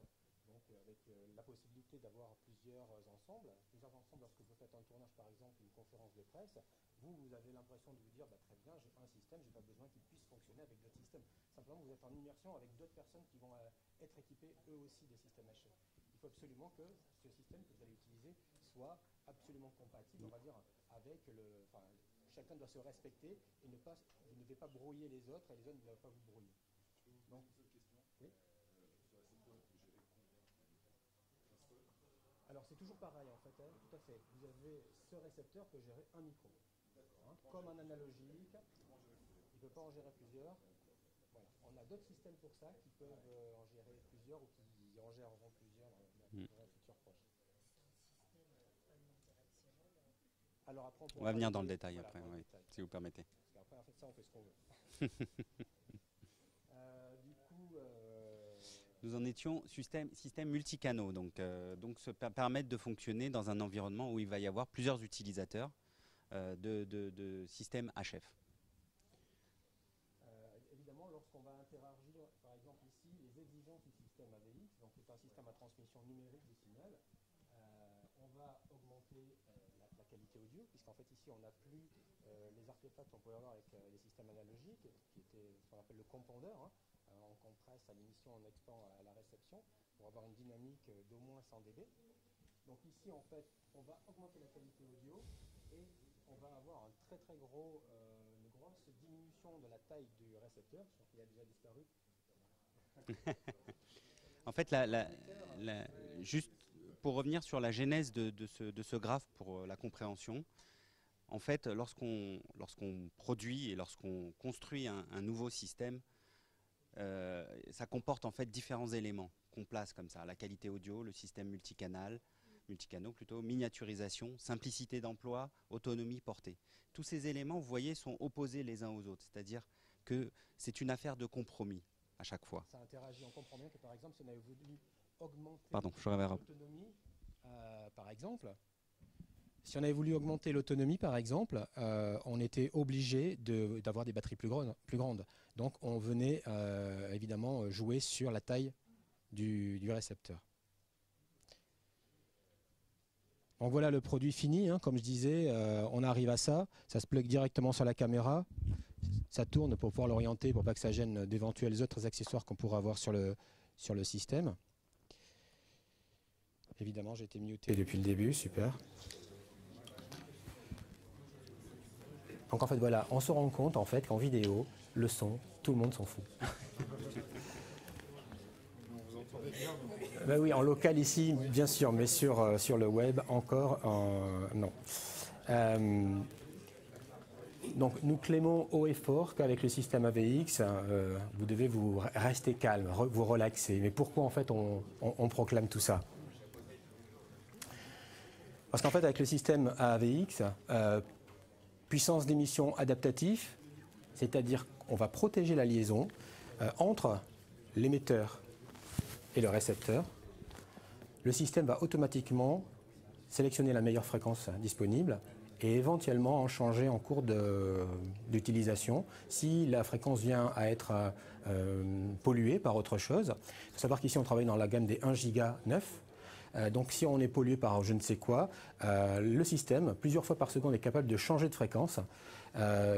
Chose très importante aussi, le système se synchronise avec d'autres ensembles. Si par exemple ici, on a 4, 5, jusqu'à 12 systèmes qui peuvent fonctionner en même temps, le système va se dire, OK, il y a une horloge, comme dans n'importe quel workflow numérique, en fait, on va avoir un master, le premier émetteur-récepteur allumé. Il faut savoir que ça communique dans les deux sens. Donc lui, c'est un émetteur, mais également un récepteur, et lui, la même chose. Et ils n'arrêtent pas de se parler, ils se synchronisent. Donc une fois que le système est synchronisé, on comprend bien que la liaison HF est encore plus sécurisée. Ça se configure absolument tout seul. On a juste à appuyer sur, comme lorsque vous faites avec votre téléphone, pour appairer un système Bluetooth. C'est pas du Bluetooth, attention. Paire ici, tac, tac, tac, ça communique, et bam, ça y est, c'est fait. Facile à mettre en œuvre. Donc, ce que je disais, hein, ça communique parce qu'il y a un canal de retour, le fameux canal de retour qui vous permet donc de communiquer. Système de puissance adaptative, c'est-à-dire qu'avec ce système-là, pour ceux qui connaissent, en système UHF, on a le droit d'émettre jusqu'à 50 mW. Ici, le système permet d'émettre jusqu'à 250 mW, donc c'est énorme, mais il ne va pas le faire en permanence, il va le faire à la demande. C'est-à-dire que si vous n'êtes pas très loin, vous n'avez pas besoin de puissance, donc ça veut dire que vous économisez de la batterie, si vous êtes en une puissance inférieure. Lorsque vous vous éloignez, le récepteur dit « Oh, dis donc, je vois mon signal qui faiblit, mets-moi un peu plus de puissance ». Donc, il va gérer comme ça la portée. Pour ceux qui ont l'habitude de travailler avec de l'évolution G3, on est à peu près dans la même catégorie de distance. Voilà. Donc mise en œuvre très simple, donc gestion automatique des fréquences, on l'a vu, donc plus de problèmes de coordination des fréquences.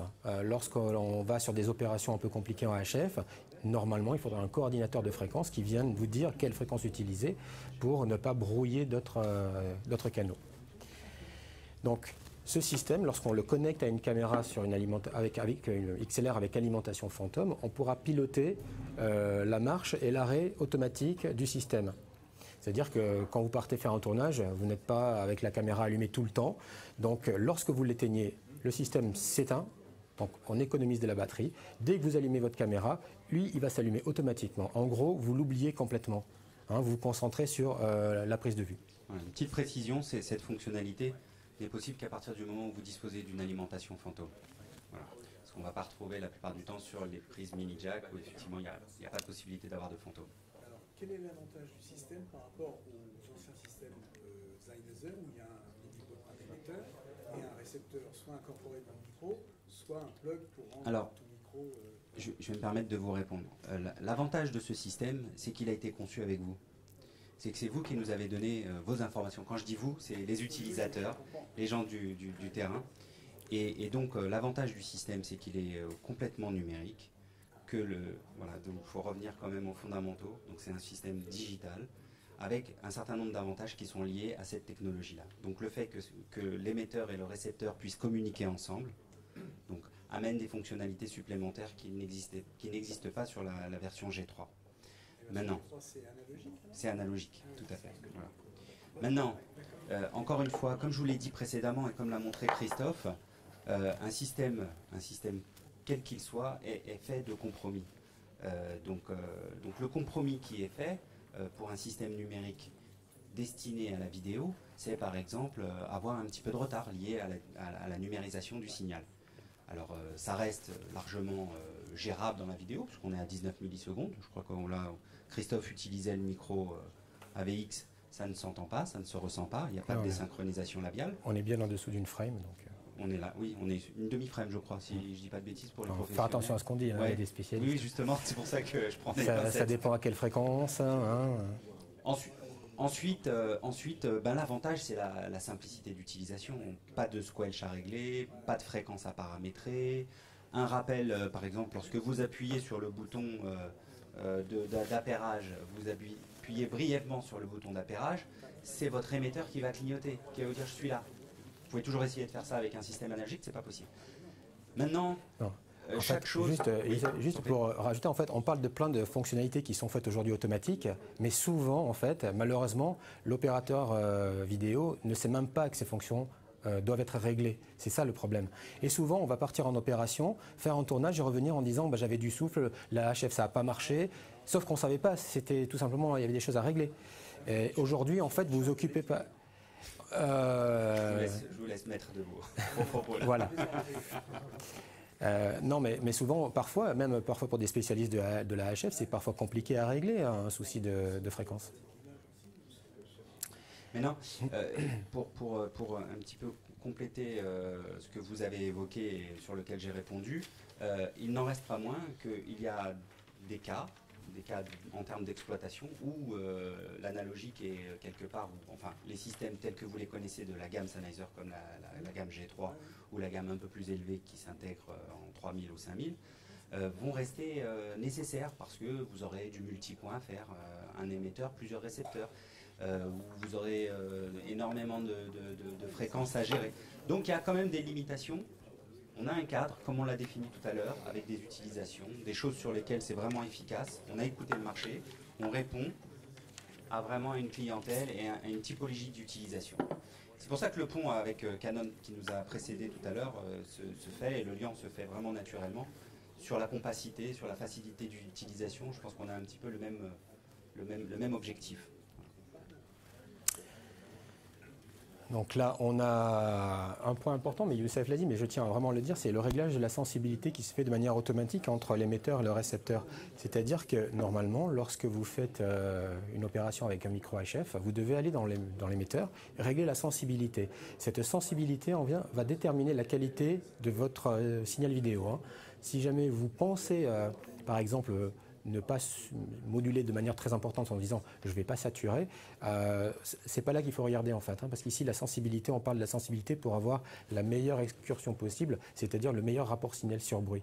Ici en fait le système s'en arrange, il le fait tout seul. En plus la sensibilité ici, on vient en fait on a une fenêtre de réglage de gain qui nous permet vraiment de gérer les signaux très très faibles et les signaux très forts de la meilleure manière possible. C'est-à-dire que la fenêtre de gain va se déplacer en fonction du signal qu'elle voit venir afin de le convertir de la meilleure manière possible. Ce qui permet d'avoir des plages dynamiques importantes puisqu'on est à peu près à 120 dB de dynamique avec un rapport signal-bruit de 90 dB.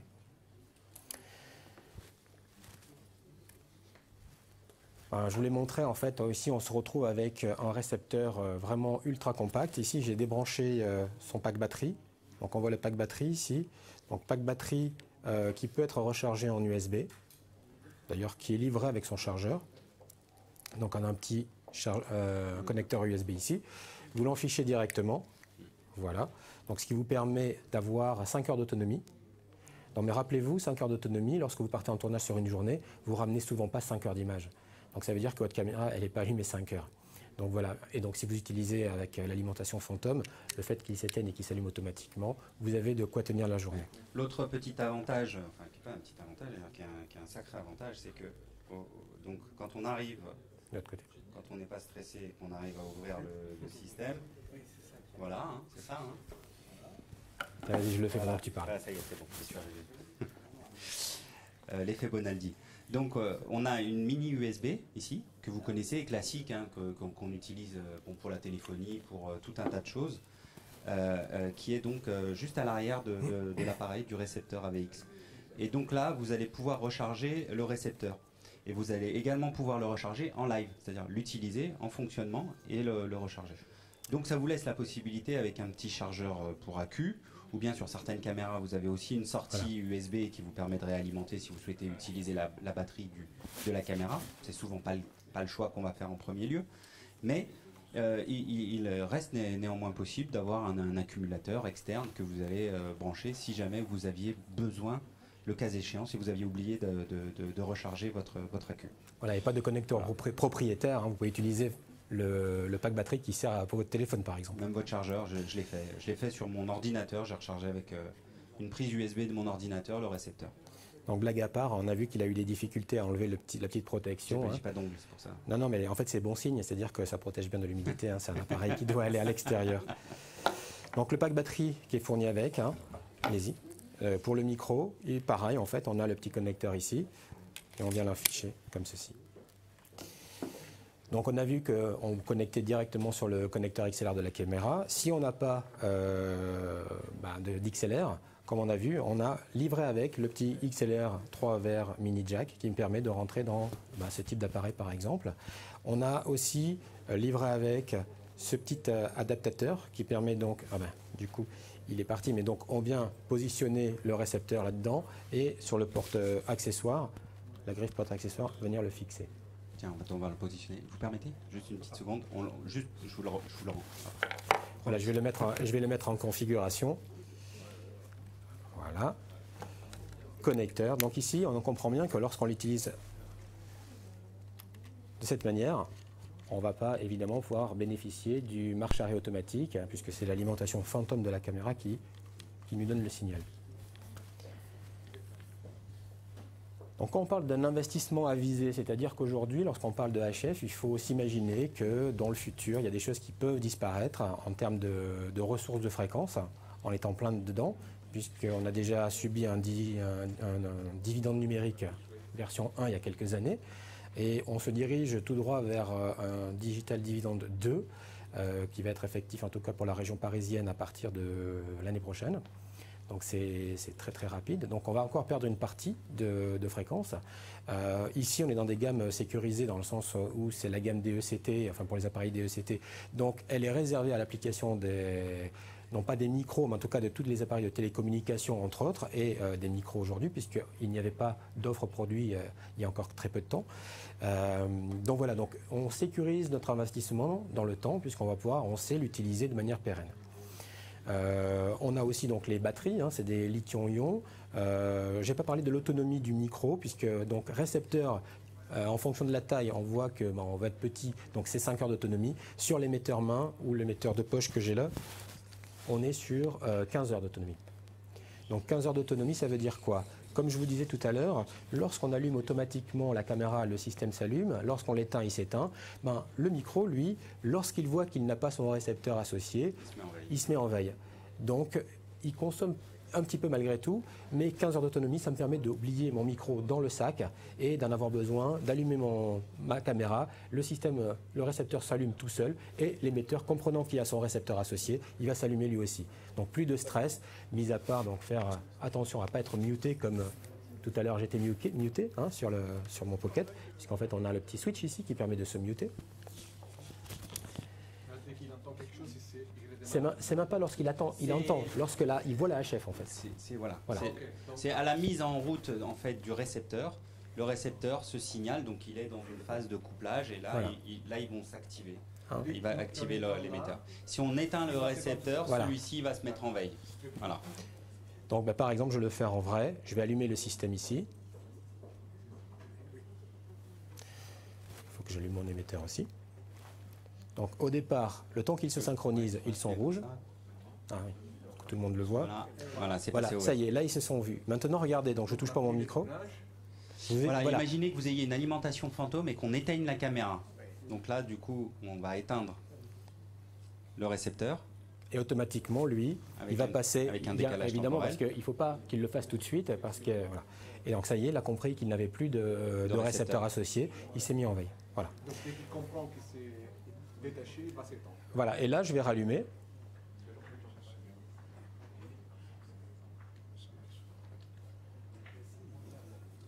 Voilà, c'est déjà en route, vous pouvez déjà filmer. À tourner. Une petite fonctionnalité aussi qui est utile, si tu appuies sur le bouton pair, la fonctionnalité dont on a parlé tout à l'heure. Regardez, donc imaginez, vous avez plusieurs systèmes, vous voulez savoir lequel va avec lequel. Vous appuyez une fois. Voilà. Il vous signale, je suis là. Voilà. Parce que voilà, lorsqu'il y en a plusieurs, imaginez que vous avez posé tous vos émetteurs sur la table et chacun repart, c'est lequel? Ça peut être utile. Voilà. Bon, il y a le bon coup du gaffeur avec le nom, le scotch. Mais là, on passe à l'ère numérique. Voilà, on n'a plus besoin de tout ça. Absolument. Mini USB, exactement pareil. Voilà. Bon, la seule différence, c'est que c'est que là, il n'y a forcément pas d'utilité à recharger à chaud. Donc, vous n'aurez pas cette fonctionnalité-là. Voilà, parce qu'il faut sortir la batterie pour le recharger. Vous avez un micro sans fil, vous ne voulez pas retrouver un fil pour l'alimentation. Et de la même manière sur le Pocket, même si on trouve la prise USB, bon, j'ai fait le test, hein, c'est pour ça. Vous allez... Ah non, là, je ne peux pas le débrancher. Non, il n'est pas débranché, mais la prise, voilà, la mini USB est là, mais ça ne marchera pas à chaud. Voilà. Mais aucune utilité d'avoir un système sans fil, c'est pour avoir un fil à la patte et le brancher. On voit la taille de l'émetteur. Donc on voit que les antennes sont plus du tout pareilles. Voilà. Hein. Là, en HF analogique, on se souciait de la polarisation. Ici, on s'en fiche. On peut mettre plusieurs récepteurs côte-côte, il n'y a plus de produits d'intermodulation. Ce qui permet de s'adapter lorsque vous avez des caméras avec deux prises et suivant le relief de la caméra, de la manière dont c'est positionné, le fait que ce soit rotatif vous permet de s'adapter à tout type de caméra. On a une photo comme ça, je ne sais pas si on l'a, non je crois pas qu'on l'a pas, où on a différents types de caméras. Désolé pour Canon avec plein de marques, pour respecter un peu ce qui se passe sur le marché. Et ça s'adapte sur toutes les caméras de type XLR. Donc, j'ai pas entendu la question, mais souvent on nous la pose. Ah, il n'y a plus d'afficheur sur votre récepteur. Alors justement, quand on ne sait pas interpréter ce que l'afficheur dit, au final, c'est pas très grave. Non mais en gros, ici on a l'information indispensable. En vert, ça veut dire que j'ai ma connexion qui est établie. Donc voilà, donc ça je sais, ça marche. Après j'ai besoin de quoi? De checker mes batteries. Donc j'ai un bouton, check batterie. Donc là je suis à fond.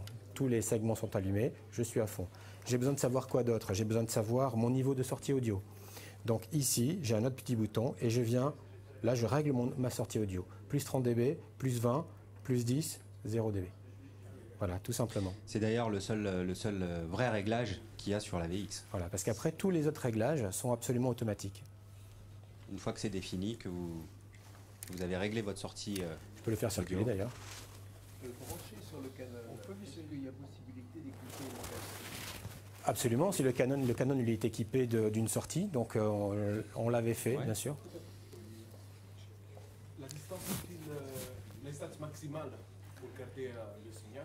Alors, il y a beaucoup de constructeurs qui donnent des distances en mètres.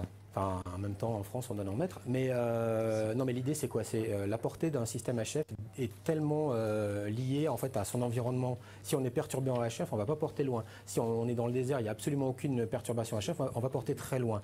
Donc en fait, c'est très compliqué. Alors si je vous dis en atelier, en chambre blanche, n'importe où, je vais vous dire très très loin. 250 milliwatts, même en 1 giga 9, on va porter très loin. Mais on va dire dans la vie de tous les jours, pour l'utilisation de tournage traditionnel, on va se situer aux alentours de, comme un système G3, je m'en sors comme ça. Un peu inférieur. Un tout petit peu inférieur. Mais l'avantage, c'est qu'avec un système G3, lorsqu'on est système analogique, j'ai envie de dire, parce que ce n'est pas lié au G3, c'est au système de transmission analogique. Lorsque vous êtes en limite de portée, vous avez le bruit de fond qui remonte. Hein, vous avez un son qui est parfois pas du tout exploitable parce qu'il est noyé dans le fond. Donc ici, avec les systèmes numériques, vous avez pleine qualité à distance très proche jusqu'à la limite du décrochage. Par contre, on va décrocher, quand on va décrocher, on décrochera tout de suite, quoi. Je veux dire, ce sera tout de suite. C'est les avantages et inconvénients de chaque système. C'est-à-dire qu'en digital, soit vous êtes tout bon, soit vous êtes tout mauvais. Il n'y a pas entre les deux. Mais pour répondre vraiment à votre question, on est aux alentours de 50-60 mètres. Alors en fait, on va revenir au cahier des charges. Ah, voyez, et vous mettez des conditions maintenant, donc ça dépend. Oui. Et bien alors l'obstacle, et vous avez quoi comme obstacle? Des gens? Ouais. Oui, non, ça c'est... Parce que si le capteur, le récepteur, il est ici derrière, il est à l'auteur des têtes. Alors, juste une petite précision. Quand vous voyez que vous allez éventuellement tourner avec ce type de caméra, c'est quoi la distance maximum pour vous de prise de vue? Parce qu'il y a un journaliste, je ne sais pas, ça peut se mettre un opérateur. Non mais 10 mètres, évidemment, vous ne mettez pas à 10 mètres. Ben voilà. Ouais. Non, mais en fait, parce qu'on va revenir au dessin de départ. Lorsqu'on a justement commencé, lorsque Sennheiser a démarré le projet AVX, c'est d'aller voir justement les gens de la vidéo, puisque c'est quand même la première fois qu'on parle à la vidéo, donc on leur dit dites-nous ce que vous voulez. Généralement, on parlait plutôt aux gens de l'audio, en leur disant voilà, on vous amène un truc super, dites-nous ce que vous voulez, puis on vous amène le produit sur le marché. Là, c'est pas le cas. On est venu voir pour la première fois les gens de la vidéo, et on leur a vraiment demandé mais c'est quoi votre métier, qu'est-ce que vous faites? Voilà, nous on ne sait pas. On fait de l'audio, vous utilisez de l'audio, mais on ne sait pas ce que vous faites. Alors expliquez-nous. Et là, comme plan, vous mettez la caméra là derrière, et il arrive le journaliste qui introduit la scène. C'est ça. À partir de la page. Alors, voilà. bonjour, on est ici. Oui, on n'est jamais à plus de 20 mètres. Et donc dans le cahier des charges, on nous a dit il est fort rare qu'on soit à plus de 30 mètres, 50 mètres, c'est un maximum. Voilà. Donc, ah non, bien sûr. Donc on a un système qui correspond à ça et qui permet de faire largement ces 30 ou 50 mètres maximum, sans aucun problème. Voilà. Donc vous serez plus rapidement limité par la prise de vue et ce que vous souhaitez par le faire matériel que par la prise de son audio. De toute manière, si jamais vous pensez faire des plans à plus de 50 mètres, on est d'accord que vous ne prend pas ce genre d'appareil. Mais on a ce qu'il faut. Voilà, j'allais dire, dans une autre gamme de produits, on a ce qu'il faut. Voilà. Je ne sais pas s'il y a d'autres questions. Oui. Alors vous savez, nous, dans l'audio, chez Sennheiser, on est des passionnés d'audio, on est des gens de passion, on n'est pas des gens de chiffres. Hein. Donc, non, mais on peut en parler, tout à fait. Donc le prix public qui correspond donc à un AVX sur l'ensemble, puisque c'est un ensemble. Voilà, je vais vous montrer la boîte. Je vais vous montrer quand même. Vas-y, parce je te laisse finir et je reviens là-dessus. Les produits, voilà, les produits, j'en parle juste après. Donc on pourra parler des prix en même temps parce que les prix ne sont pas les mêmes en fonction des sets, en fait, des ensembles. Donc en fait, là, j'ai une petite vidéo qui illustre un petit peu les points forts du produit.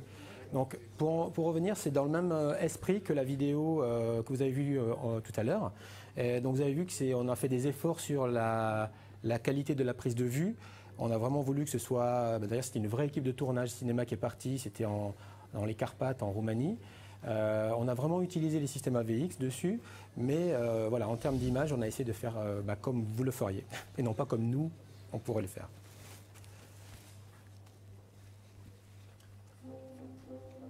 Ici, pour illustrer donc, la protection de la liaison HF.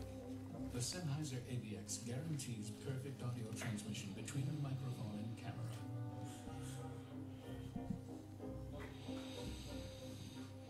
Ce ne sont pas des acteurs en fait, ce sont des vrais villageois.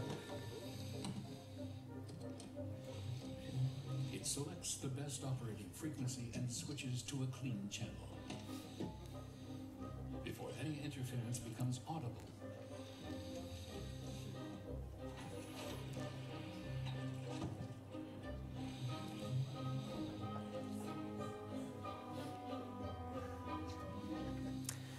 Ça porte presque à sourire, mais en fait, lorsque vous mettez des objets métalliques entre un émetteur et un récepteur, vous perturbez vraiment le signal.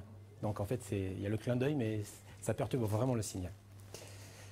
Vous retrouvez, je profite donc de la vidéo pour dire que sur YouTube, vous avez la possibilité de voir ces vidéos en ligne sans aucun problème. Le deuxième point fort, ces petites vidéos courtes, et après on pourra parler des prix.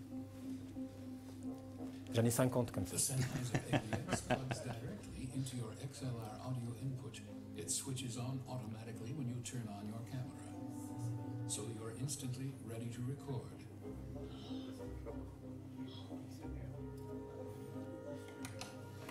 When you turn off your camera, the AVX switches off as well, and you save battery power.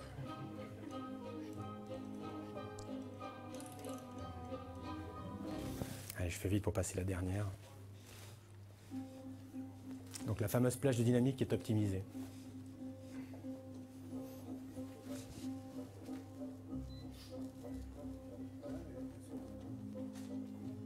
The Sennheiser AVX allows you to capture every sound. Hello, hello, hello, hello, hello. No matter whether it's very quiet. Hello, hello, hello, hello. Or extremely loud. Hello. And matches it perfectly to your camera's input sensitivity. Hello. Without having to adjust the audio level on the microphone. Très important en fait ça, parce que lorsque vous faites, voyez, vous équipez quelqu'un, parfois vous ne savez pas s'il va parler doucement, une toute petite voix, ou alors très fort. En fonction du réglage que vous aurez effectué dans votre émetteur, soit vous allez avoir beaucoup de souffle, soit vous risquez de saturer. La saturation. Hein, souvent, parfois c'est même les deux, suivant l'émotion du moment. C'est ça. Il peut commencer doux et finir fort. Donc là, pour le coup, vous équipez la personne et le système va s'occuper tout seul de gérer la plage de dynamique. Mais attention, ça ne veut pas dire que c'est un contrôle automatique de gain. C'est-à-dire qu'en fait, vous allez respecter, si la personne parle doucement, vous aurez un volume de sortie très faible. Et lorsque la personne va parler fort, vous aurez le respect de la dynamique, vous l'avez absolument. Ce n'est pas un CAG, ce n'est pas un contrôle automatique de gain. C'est vraiment un système de fenêtre qui vient gérer pour le réglage de gain. Donc oui, vous gagnez. Voilà. Ouais. Le fameux réglage de gain. Vous donc gardez voilà, donc ça, c'est absolument, ça se règle en poste, c'est-à-dire que ce n'est pas du tout le système qui fait bouger le volume. Oui. Je me suis demandé, vu que c'est numérique, le débit en bits, c'est combien? Alors la qualité de convertisseur, donc on est en 48 kHz, 24 bits. C'est pas mal, non? Alors pour parler justement de la gamme AVX, on va avoir deux ensembles cravates. On va avoir un ensemble avec un ME2, donc un émetteur de poche. Le ME2, vous savez, c'est comme en série évolution, donc ME2-2. Le MKE2, donc un autre set. Alors par contre, le prix du premier, je te laisse parler. Alors 8,99 pour le premier, hors taxe. Et pour le second, donc, qui est livré avec un micro de qualité, de très grande qualité, le MKE2, on est à 49 de mémoire. Voilà. 1049 hors taxe. Donc pour répondre à la question tout à l'heure, est-ce qu'il est omni, est-ce qu'il est cardio? En fait, on a des kits qui sont comme ça parce que la majorité de l'application, en fait, ça va être l'utilisation d'un micro omni. Mais si on veut mettre un micro cardio, si on veut mettre n'importe quoi d'autre, un serre-tête, on peut absolument. Voilà. On a aussi. On a aussi. Et dans la catégorie ensemble avec micro-main, on a celui-ci avec donc livré. Avec le système, c'est une capsule micro, ici une 835, c'est une cardio dynamique. Mais le système, c'est comme avec la série Evolution. Si vous voulez équiper avec des capsules, une hypercardio, ou autre, voilà, même les Tetneman peuvent s'adapter. D'accord? Voilà. Donc électrostatique également. Voilà, et l'ensemble du kit, 8,99. 8,99 pour le kit avec le 835, effectivement. Donc le micro-main avec la tête cardio. Si vous voulez les trois. Ça se vend également en éléments séparés. J'y viens. Composés. Donc voilà, les éléments séparés. Alors on peut avoir seul l'émetteur, le récepteur, le micro-main, celui-ci, et on a aussi la possibilité d'avoir un micro-main avec un switch, d'accord, pour pouvoir muter sur le micro. Il n'y a pas de kit parce que c'est une faible demande, mais pour les personnes qui ont absolument besoin de cette fonctionnalité, on peut, en commandant l'élément séparé, l'avoir.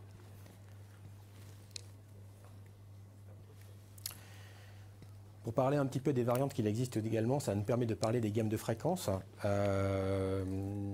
Donc en fait, la gamme de fréquences utilisée par la VX s'adapte en fonction de la législation dans chaque pays pour se caler sur donc, la plage réservée au DECT. Donc en Europe, dont en France, on est sur 1 giga 880, 1 giga 9. Et vous voyez que, par exemple, je vous dis ça, c'est pas innocent aussi, mais c'est pour que vous fassiez attention. Par exemple, il pourrait vous venir l'idée, par exemple, d'acheter votre premier ensemble ici, chez Vidéo Plus, tout à l'heure, passer commande de la précommande, puisque les produits seront disponibles fin du mois de juin. Et ensuite acheter par exemple l'émetteur seul en vous disant ouais, j'ai acheté un ensemble main mais en fait j'aurais besoin aussi, mais je ne vais pas racheter un ensemble complet, je vais juste acheter l'émetteur de poche. Imaginons, tiens, j'ai trouvé sur internet un prix sympa, ça vient des États-Unis ou bien ça vient de Taïwan ou bien du Japon, mais attention, il ne sera pas compatible parce qu'en fait il n'est pas sur la même plage de fréquence. Voilà, donc c'est juste pour que vous sachiez que c'est un élément à prendre en compte. Donc, on a posé pas mal de questions pendant la présentation, mais on est ravis de répondre à toutes vos questions, si vous en avez. Alors, relax, c'est la VX. Merci à vous. Merci. Merci messieurs. Vous allez rester avec moi. On va demander à Stéphane Derry également de Canon de venir me rejoindre, parce qu'on va quand même annoncer les noms des vainqueurs de notre grand concours Facebook, gagner une XC10 et un système AVX. Donc j'ai les résultats qui sont ici. Donc je remercie donc tous les participants qui ont liké, qui ont joué le jeu. C'est un jeu qui a connu un franc succès. Et le vainqueur de la XC10, donc je l'annonce désormais, c'est Monsieur Timothée Vinsu. Et le gagnant du système AVX, c'est Monsieur Florent Hurtebise. Voilà, bravo aux gagnants. Donc je leur demande de prendre contact avec Vidéo Plus et nous leur remettrons bien évidemment leur prix. Merci donc pour cette présence sur cet événement.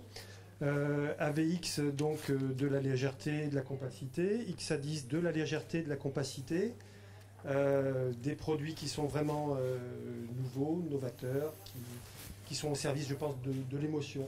Je crois que c'est un bon résumé. On va clore cette... Oui.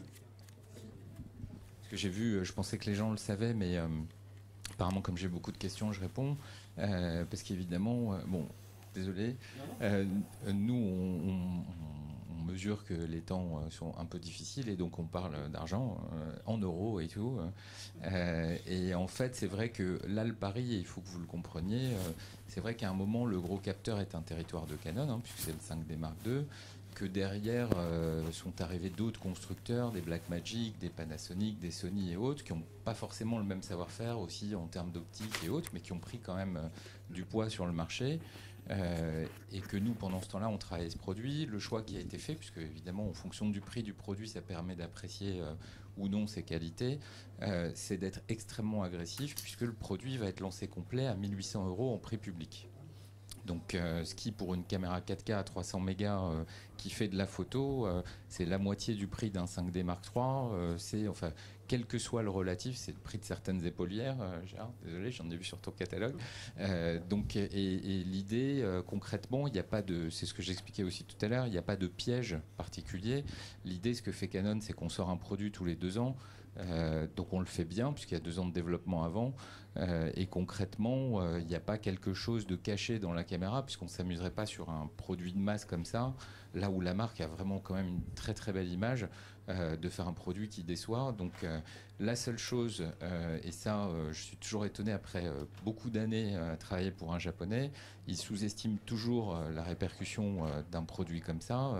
En 3 jours de salon aux États-Unis, on avait dépassé très largement les ventes annuelles. Donc il va y avoir beaucoup de soucis sur l'approvisionnement de ce produit. Donc je m'en excuse par avance. Je pense que ça va durer 6 bons mois. Et là, c'est la logique à un moment, enfin d'une file d'attente, quoi. Donc si à un moment vous savez que vous en avez besoin, même en septembre, il ne faut pas la commander en septembre parce que ça continuera comme ça.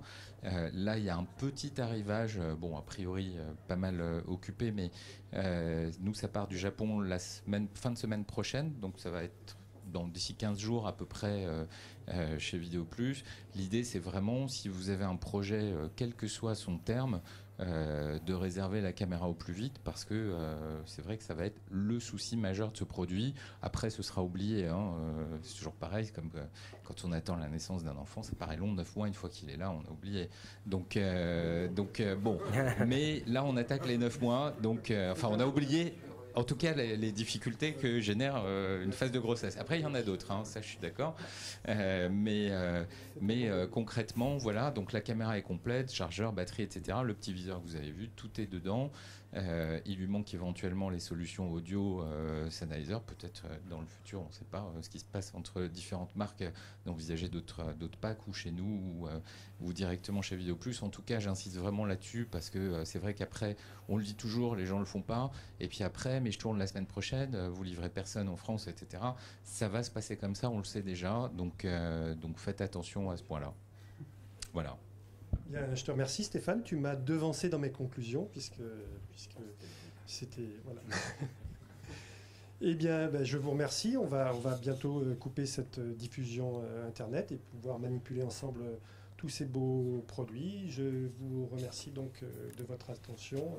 Encore une fois, vous présents ici et vous sur Internet. Et je vous dis à la semaine prochaine pour un nouvel atelier également. Merci.